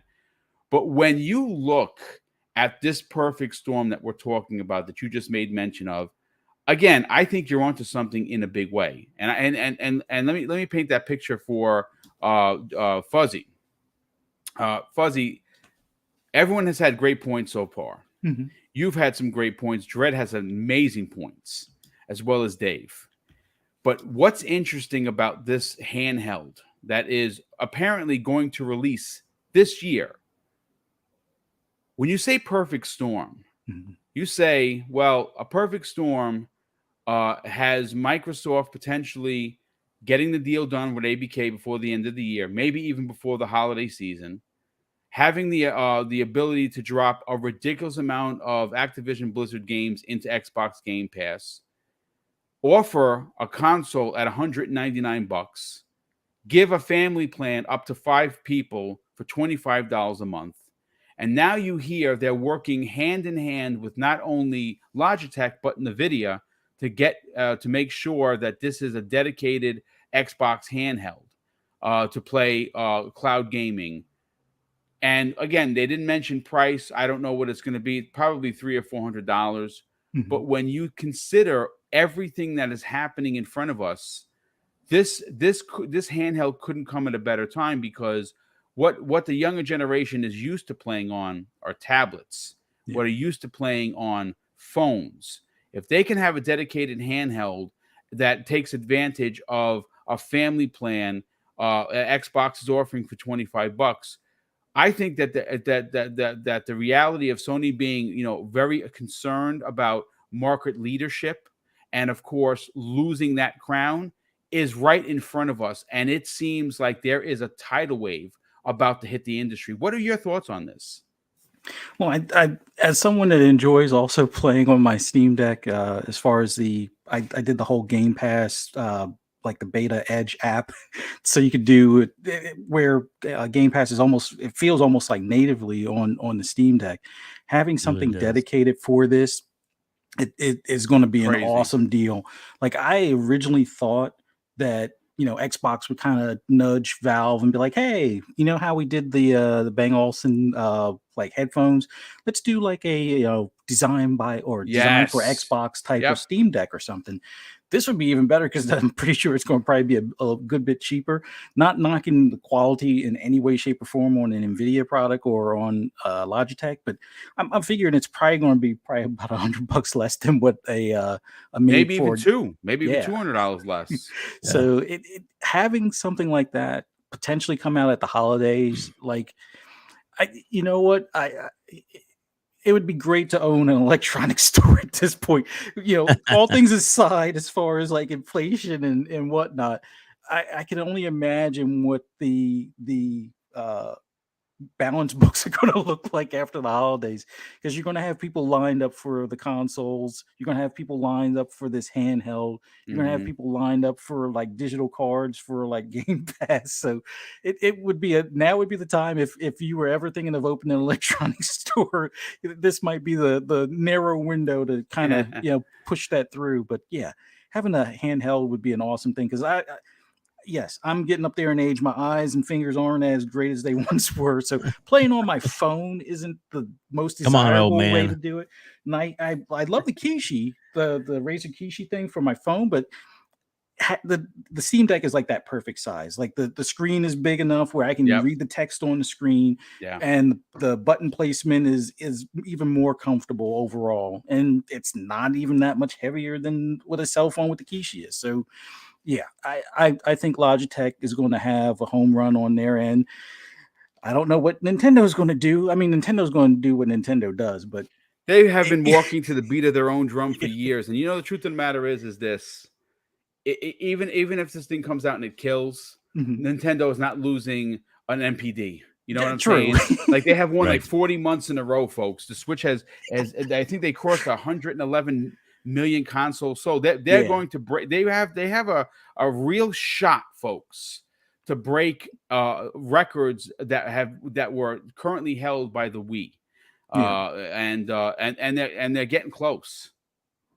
And it's for something that's this old in hardware. Like it's still selling, but it's so far behind chipset wise. Like it was already a good bit behind the last generation consoles when they came out in 2017. Yeah, but their games run. I mean, first party games run on it flawlessly.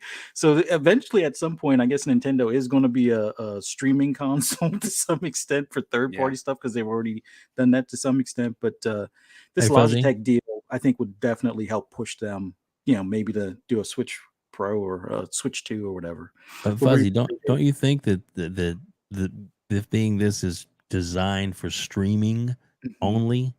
I mean, they're going to be able to bring the size down, the cost down, because they don't have to. You don't have the hard drive. The extra memory sticks. True. I mean, there's so many benefits to it being focused on high end streaming. Oh my gosh. Yeah.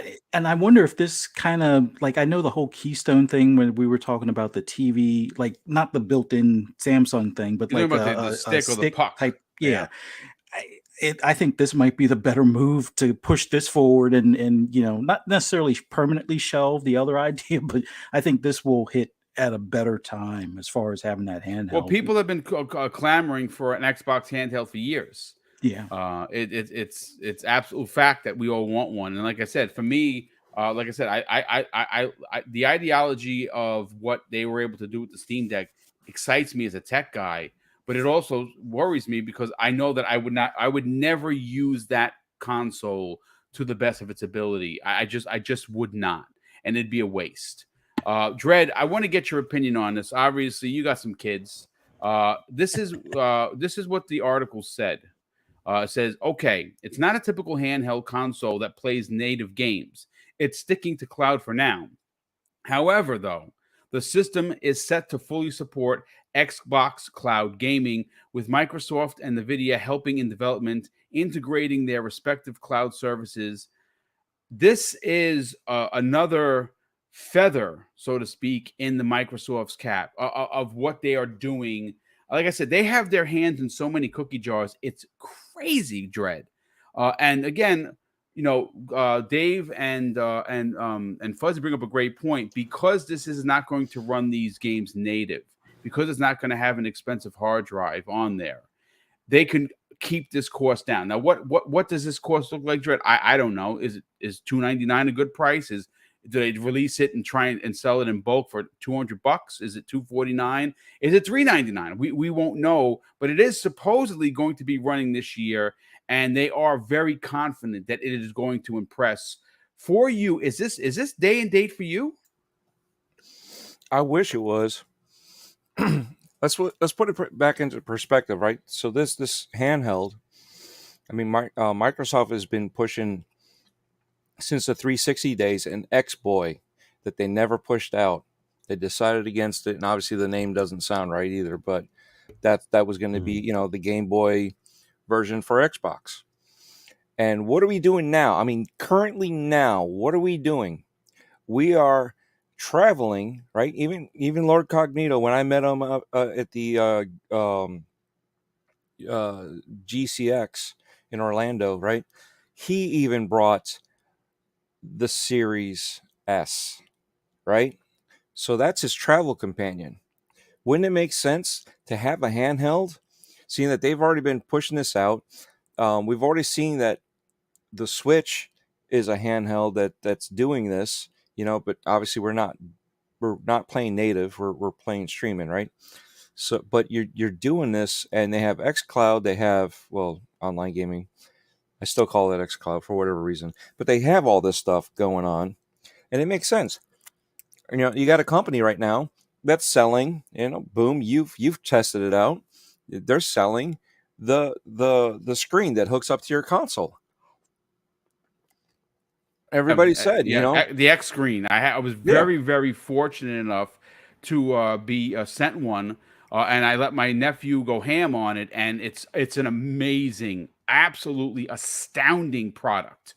Right. So transform that from what I think was that X screen like $100 or something like that. I don't know the price. Maybe a little bit more. It was a little bit more. I don't recall the price. You know what? Why am I going to guess? While you continue, I'm going to look up the X screen price right now. Yeah. So you figure that price. You figure the price for a Series X. I'm sorry, S. A Series S. Let's be clear with our speak, right? So you combine the two of those. It's getting close to a 1X, but it's portable. But how portable is it? It's not really that portable when you still have to hook it up. And then you got the Stream Deck, and like I said before, the Switch, which are both competition. They're not exactly one for one, but they're close enough. And to dive into that market for, using the power that they have, that they always push, you're going to be playing on a Series X when you're streaming these games. But these games, the Series X blades, each blade is going to be playing 4 games on it, right? Because you don't need that much power in the blade, in the console of each blade, because there's 5 consoles in each blade.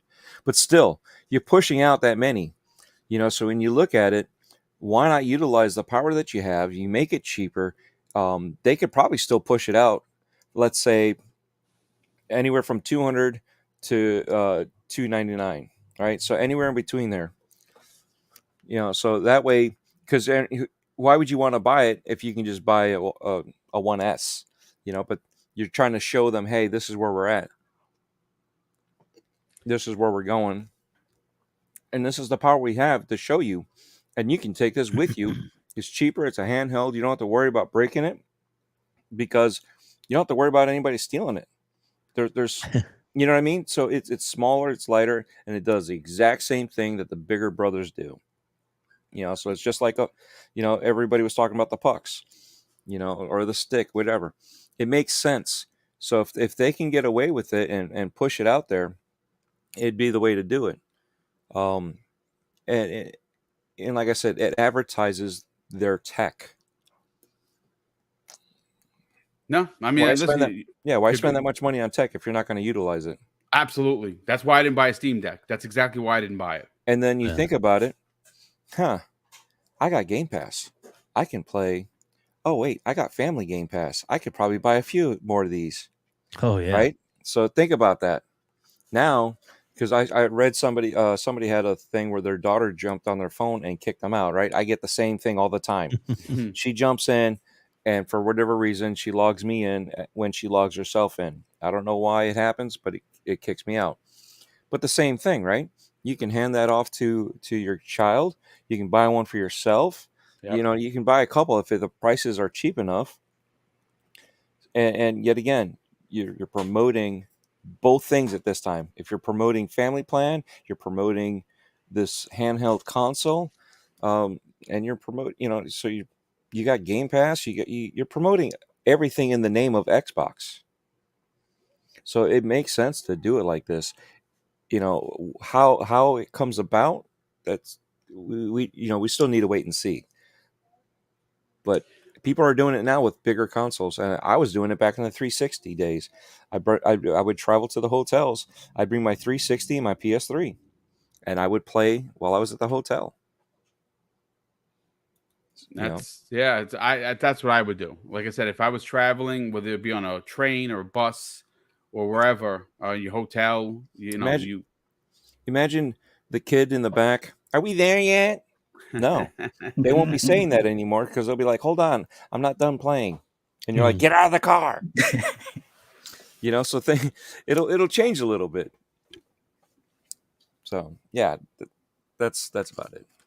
No, I mean, good stuff. I mean, I definitely think you're onto something, especially when you consider how expensive the Steam Deck could be. Because obviously, I wouldn't have settled for the smaller hard drive. I would have went for the big boy, and that's was over $600. So when you consider that Logitech, who makes great products, could potentially release a handheld dedicated to Xbox Cloud Gaming, and hearing that both Nvidia and Microsoft are working with them to get this thing done, it's another piece of the big puzzle here of what potentially could see market domination come the form of Xbox. Like I said, they were the sleeping giant that were poked. Now you've woken, or you pulled on the tiger's tail. Now he's up. Now what do you do? Oh shit! The near $3 trillion dollar company is awake, and they're not taking any prisoners. Oh shit! What do we do now? Run for cover. I don't know what else to say. But listen, folks, we do have 15 minutes left, and I do have a topic that I want to add at the 145 mark. And this comes the way, folks. This is pretty. I don't know if you guys and gals been keeping your ear to the floor, but Square Enix had a horrendous quarter. They were down on everything. Not surprising because, well, Square Enix has Sony in their pocket, or Sony has them in their pocket. I don't know who's pocketing who, but it's not good for Square Enix. And we have a new report that comes the way of VGC.com, or VideoGamesChronicles.com, which I have in front of me. And they say Square Enix has reportedly confirmed, ladies and gentlemen, that it's looking to sell stakes in its studios and concentrate resources on Japanese games. This article was posted today by Chris Scullion of VGC, and this is what Chris had to say. The publisher held a conference call on Friday to discuss its most recent financial results. And following the call, Japanese-based analyst David Gibson took to Twitter to summarize its plans. I'm going to pull up his Twitter account right now and see what David had to say on the matter. Let me just. David Gibson is who is David Gibson? What is his title? He's a games, internet, social media, tech, and IT are his interest, and he's a senior analyst at MST Financial.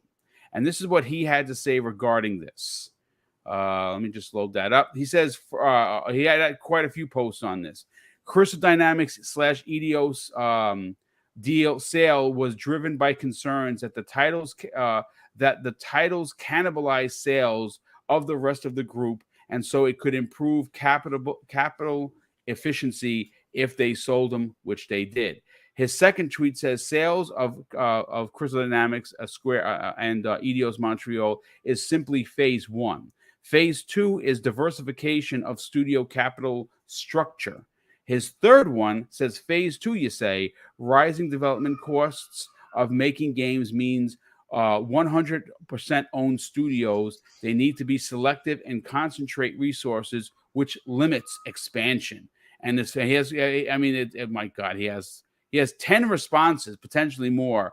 Look, the reality is that I think we're going to see, and Mr. Babbitt and I were talking. If you don't know who Mr. Babbitt is, he is the voice of an excellent Sony PlayStation show that you should definitely check out on a week.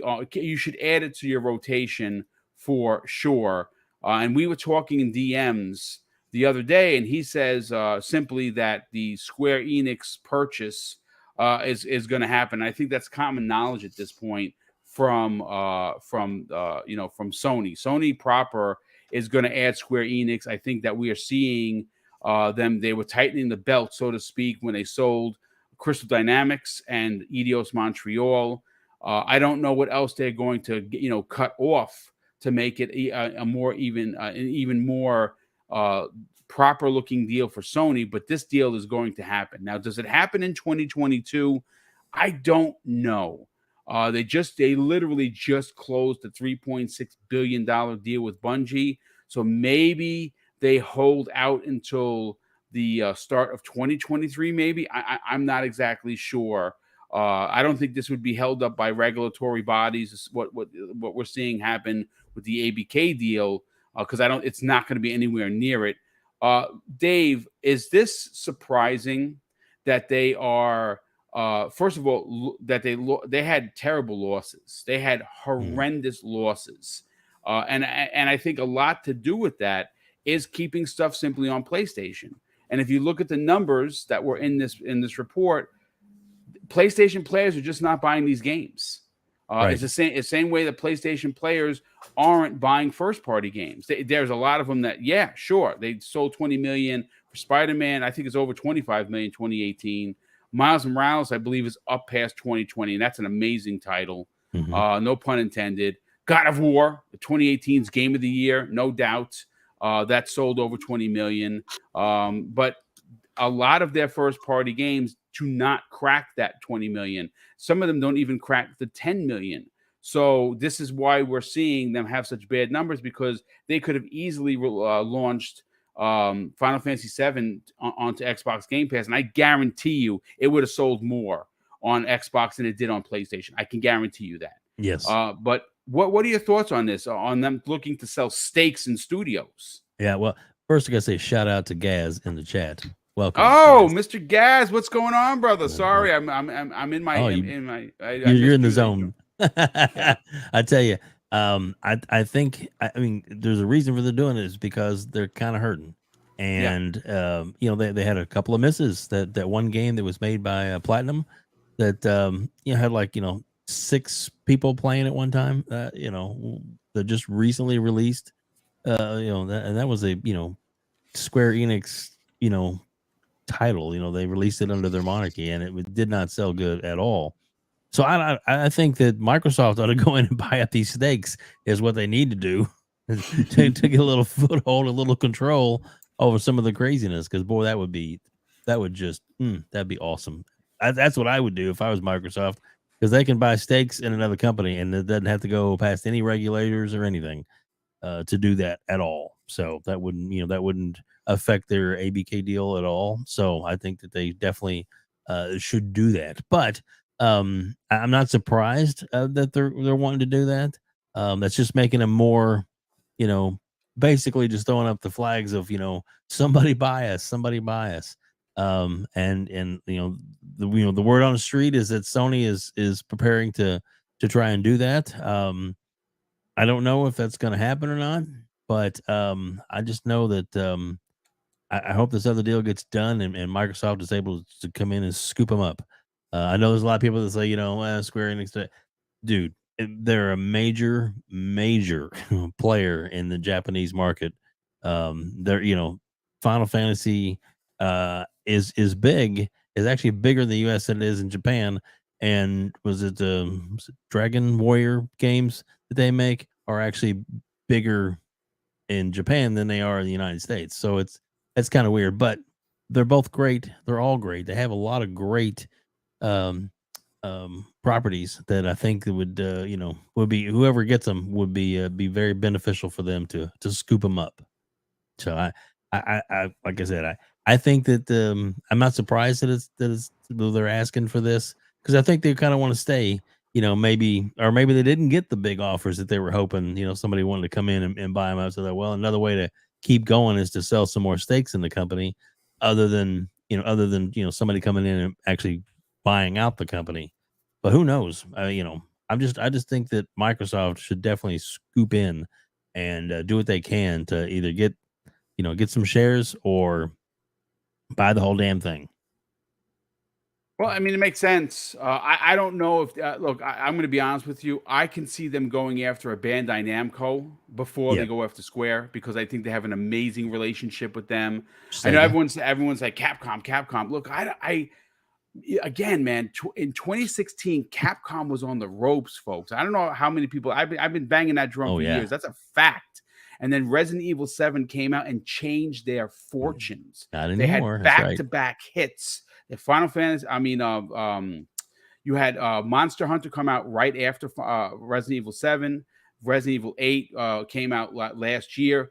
Great success. Resident Evil 2 remake and Resident Evil 3 remake is sold like gangbusters. They have Resident Evil 4 remake coming. They have that dinosaur game, which I was not interested in at first, but looks really cool, Mhm. and I will definitely get that. So I would love for Microsoft to add like a Capcom because of their legendary IPs. I don't think they're for sale by anyone, because Right. I mean, a couple doing of too months good. ago, yeah, a couple of months ago they reported that they were going to increase their employees' salaries by 25%, because of how good of quarters, back-to-back quarters they were having. So I don't think that is going to happen. But Fuzzy, let's bring you on the conversation, and then we'll get Dred's final opinion, and we'll get everyone H out of here. Are you surprised to see, after the abysmal financials that were put out there for everyone to see, that they're basically lining themselves up to be purchased potentially by Sony? See, it's funny that with them doing as bad as they've been doing, and then they offloaded what I would consider probably one of their more successful arms of their dev studios and things. It just seems like they're making consistent bad decisions, uh, whether it's agreeing to keep stuff off a certain platform or whatever the case may be. But I don't even know if Sony wants them anymore. It almost seems like Sony told them, "Hey, if you do this, we might take you to dinner," type of thing, and they did all that stuff, and now they're stuck with the bill type of deal. But yeah, it sucks to see a company that has so much great potential as far as their IPs do so terribly financially. But you know NFTs is like a boat anchor to any company that even brings it up type of thing. So I hope for their sake, either Sony steps up and kind of make sure that they don't go the way of the dodo, or maybe Microsoft kicks them some extra funding so that way we see more Square stuff on the Xbox platform. But I yeah, I would have assumed by now, especially after the IDEOS Montreal and Crystal Dynamics deal was done with Embracer. I was expecting like within 30 days, Sony welcoming them to the family. But I at this point, I don't even know. I would think, considering the bad forecast that Sony had with their most recent call as well, that would be a better time to at least add something to expand the brand, or at least bring more attention to the brand other than the negative stuff, with less gameplay or less player gameplay or game time, and lower sales numbers than projected type of thing. But hopefully soon Square will find either a new home or a new investor to support their future endeavors type of thing.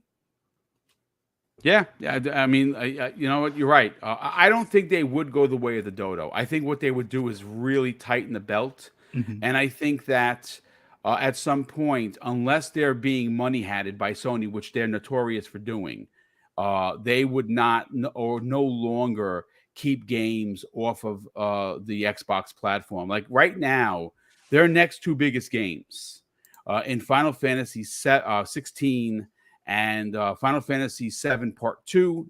Three big games. And what's the other one? Oh my God! With the female character that looks Forspoken. Awesome. Forspoken. That's right. Mm-hmm. That's again. I don't have the documentation in front of me, but it's rumored to have that those two titles are 2-year exclusives, at least 2 years. Yeah, Final Fantasy 7 Part 2. Well, Part 1 didn't come, so you're probably not getting Part 2 either.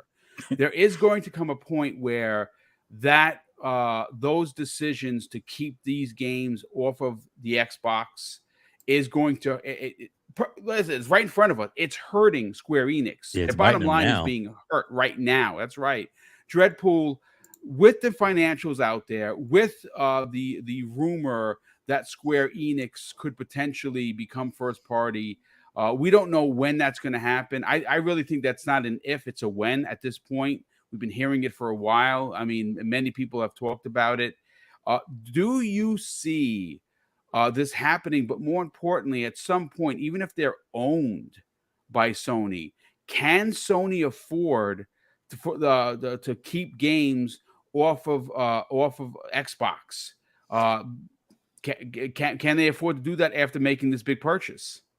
They're going to attempt to, and I have a date for you when this is going to happen. Talk about it. Let's go. It was going to happen November 11th, 2022. Interesting. They were going to use that to blow up Starfield and throw that under the water and be like, yo, look at what we got. We got Final Fantasy Remix Part 2. But I don't see it happening now. It'll probably get pushed back. They won't make that announcement until their numbers are right. And I see them buying it, but they have so much loss, even though they got rid of the U.S., the Americas section. There's so much loss there that they need to justify being bought for a good price. So they want to. You got to remember, when these companies sell out, they liquefy everything they can. They stop purchasing stuff. I mean, they don't even buy pencils or pens, stuff that you need to have, to make sure that they're up on the money, so that way they can get as much money out of their company. There's a lot of the stuff that happens. So, excuse me. For this to happen, I see it happening regardless. It's just I don't know if they could recover enough just being limited to one console. I mean, there's a lot of third-party games that you're gonna lock down to one console now. I mean, you see what's going on with Final Fantasy, right? We brought that up already. They didn't do as well as they could have. They could have made more money being completely multiplat. I mean, what do you think's going on with Call of Duty? It's going multiplat because they're making the money. And then once they get to that point where Microsoft says, hey, you know what, I'm going to hold back, Sony's going to have to do the same thing. They're going to have to make sure that these games right now, until it's understood that everything is under Sony, and from here on out, these games will be Sony only, they're going to have to keep some of these games multiplied. They're going to have to. There's no way that they can recoup the money they're spending for this. And they don't have that much money. I mean, they've got a little more money than I do, but they don't have that much money just to flaunt around and go, hey, you know what? We want to keep this away. So we're going to buy a whole new studio that is liquidating because they can't figure out what they're doing. When you're buying IPs like Marvel and all the pricing that goes behind it, that's the same reason that EA is trying to go with more of their own brands versus licensing out these big IPs. And this is, Final Fantasy is a big IP that they own. So that's going to be quite some money to buy that and then be strictly forever under PlayStation.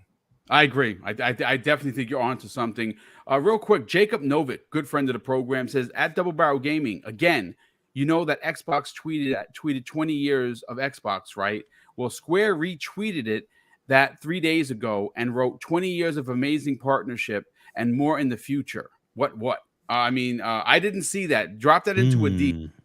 That's a pretty interesting a tweet that I missed. I don't know how the hell I missed that. I want to see that. But, that's interesting. That is very interesting because again, I'll go to Twitter. Yeah, well, he said he went. This is 3 days ago, and that falls in line with their financials. Maybe PlayStation isn't in a place where they can afford to buy them. Maybe they have someone else in mind rather than Square Enix because of the numbers. Maybe Microsoft wants that foothold in Japan. I mean, look at Discord. It was going to go to Xbox, and then Sony bought them. They gave them a better price. So maybe the same scenario. They're looking at it, and Sony's maybe not giving them that control that they're wanting, that they think that they'll get from Xbox. Maybe Xbox is doing something there too. Interesting. It's very interesting to know that. And I see this in the chat. I've already responded, but I'm going to respond to it again. A U.S. company can buy a Japanese company. I saw that. There's no red tape on there. It's an international red tape is what it is. There is no thing that you cannot buy out. They would prefer that they sell to a Japanese company. But it's not illegal to sell to outside of their own country. That's correct. Exactly. So please stop with the misconception and stop spreading misinformation. It was understood that from way back in the day when we were kids, but it's all different now. It's not like that. We actually have information. I mean, Hoeg Law was here. Gaz is in the chat. I mean, they can even tell you. I mean, the company I work for is global. So you're going to tell me that my global company is not in Japan, which I know they are. So yeah, it's not. It's just more red tape because of the boundaries of each countries. Yeah, that's it. Now, good stuff, brother. Real quick, Sith Lord, good friend of the program, drops an outstanding $5 super chat and says the Razer Kishi is great, but a designated handheld would be even better. $250 to $300. I'm sold. Sign me up. Hope everyone has a great weekend. Stay cool. Yeah, it's hot as hell in New York right now. JC Clara Moreau drops an outstanding $2 super chat and says just another bill to have 5G no go, maybe for $125. Yeah, I don't think it'd be that cheap. It's going to be the cheapest is going to be probably $250. But listen, let's get everyone out of here. I want to thank the near 450 people we had in the chat today. That's freaking awesome. Hopefully you enjoyed Steel Rain's commentary. We had a chance to hang out with him, and of course Hoeg Law from Virtual Legality stopped by for half an hour to give his opinion on the ABK deal, or his continued opinion and coverage. Obviously, I want to say a big thank you to all the super chats that have come in.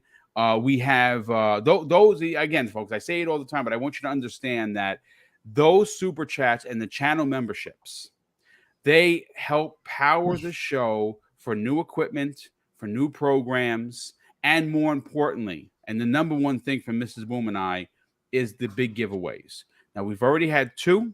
We have 3 more coming, folks.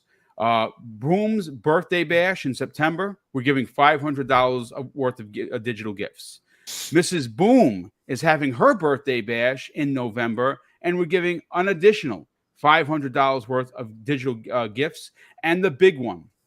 And we're breaking records this time. Come for December, the holiday giveaway that we have been doing since we started the channel. Folks, we're giving away $1,000 worth of digital gifts. And that is all paid for by the super chats and the channel memberships that help this channel. We put them away, and it's our way of reinvesting in Double Barrel Gaming. And the more channel members we get, the more super chats that we receive, the bigger prizes that we and more contests we can do. Again, this year's a big one because we've already given away $300, $400. Now we're going to up the ante with $2 $500 and $1,000 giveaway come this December. So thank you so much for that. Let's get to the outros. Web Dave, you got a lot going on, my brother. Thank you so much for not only being here, but delivering fantastic one-on-one content that you do on your website, on your YouTube channel. Sell your brand, brother. Tell everyone where they can check that out, and more importantly, reach out to you on social media. Thanks, Boom. I appreciate that, man. And I tell you, I couldn't have done it, couldn't have started it without you, man. You were the inspiration. Oh, thank you, and brother. It's Thank true, you. man. It's true. And the opportunity you give start outs and people that that want to be in this community, and it's greatly appreciated. You can find me at outbreakpodcast.com. That's our website, outbreakpodcast.com, or you can should be a link below. You can click on that. Boom's pretty good about putting those links in there for our Indeed. YouTube channel. We appreciate the subscriptions. We're trying to get to 500 now, and of course the goal is to get to 1,000 soon. So that would be great to subscribe to that. I mean, we have some great interviews. Dealer Gaming, we've got Colt Eastwood, Mr. Boomstick, Fuzzy Belvedere, Dreadpool. All these guys are on there. Coming up this week, Monday we're going to have Steel Rain himself. Will be on, and then next week I'm going to have Crazy Lou. It's going to be on there. In the pipes, working on some times and stuff in the future. I'm hoping to have Gaz on. He's such a great guy and will be a wonderful guest. And then Miles Dompierre has also reached out to me, and so we're working on some times and dates for that as well, and some other content as well too. So please, you get a chance to watch these. I've got over 30 interviews right now that are up there, and they're all amazing. I tell you, if you're a content creator out there that would like to participate or tell your story, reach out to me. Yes. I'm here on Twitter, and I'll schedule you up.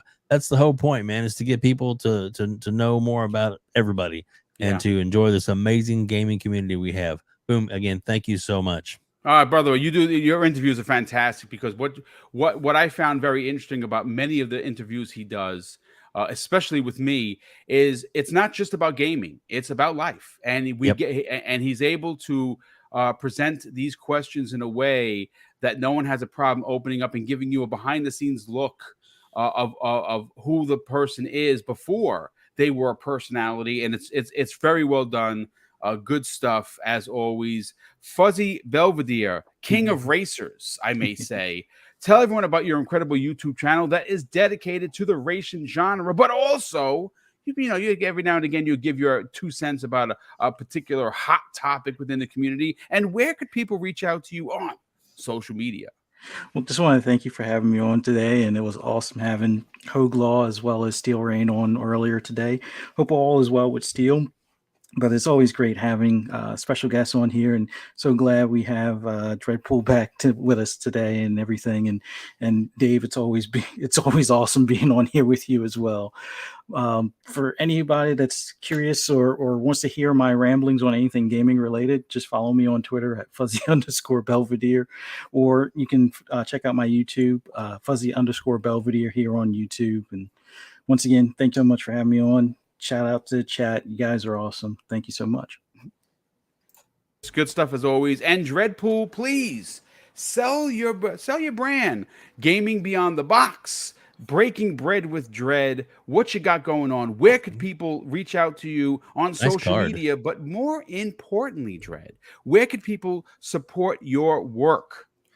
Oh, definitely. I got to always thank the chat first and foremost for showing Absolutely, up, hanging 100%. out with us, because you guys make the show more than we do. We're just a bunch of adult nerds talking gaming, and having fun talking about the topics. I love it. That's great. And as Web Dave said, Boom has opened up the door for a lot of people. He's my door opener. Well deserved. I mean, it has been my pleasure to open the door, not only for you, not only for Dave, for Fuzzy, for everyone that I've had an opportunity to do that. It's my honor to do that, because I think that I say this all the time, Dread. YouTube is packed with incredible talent, and sometimes it's hard to navigate those waters. And I do find it an extremely privilege to take someone that maybe doesn't have an audience and introduce them to one, and then they just run with it. And that's exactly what you've done, and Fuzzy and everyone that I've had on these shows. I didn't do the work. You've done the work. It's just I've given you a platform, and honestly, it's my honor to do so. Yeah, and then for us, like Dave has, we're both of us doing our version of our interviews, with the Outbreak podcast, and then my Breaking Bread with Dread, we're interviewing and opening the door, so we're paying it forward like Boom did for us. We're paying it forward for other people to meet other creators and new people into the industry. So that's the beauty of all this. We're sharing it. So, yet again, you see it on the screen.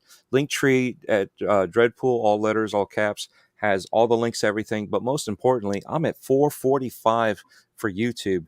Oh man, you're right at that. You're right there, man, at the near 500. Come on, we got 339 people still here.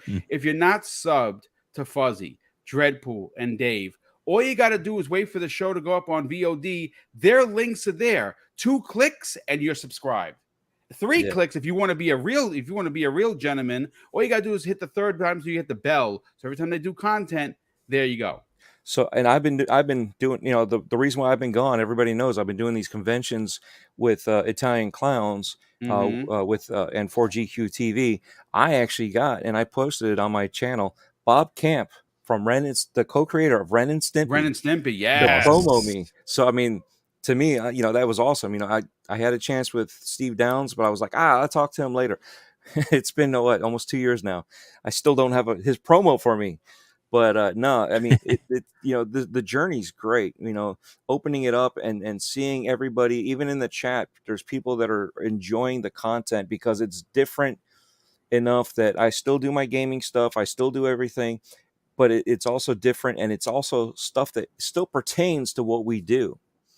And it pertains to what I do, even with Halloween. So there's a lot of stuff. And that's the beauty of all this. We get to share this with the chat and our fellow creators.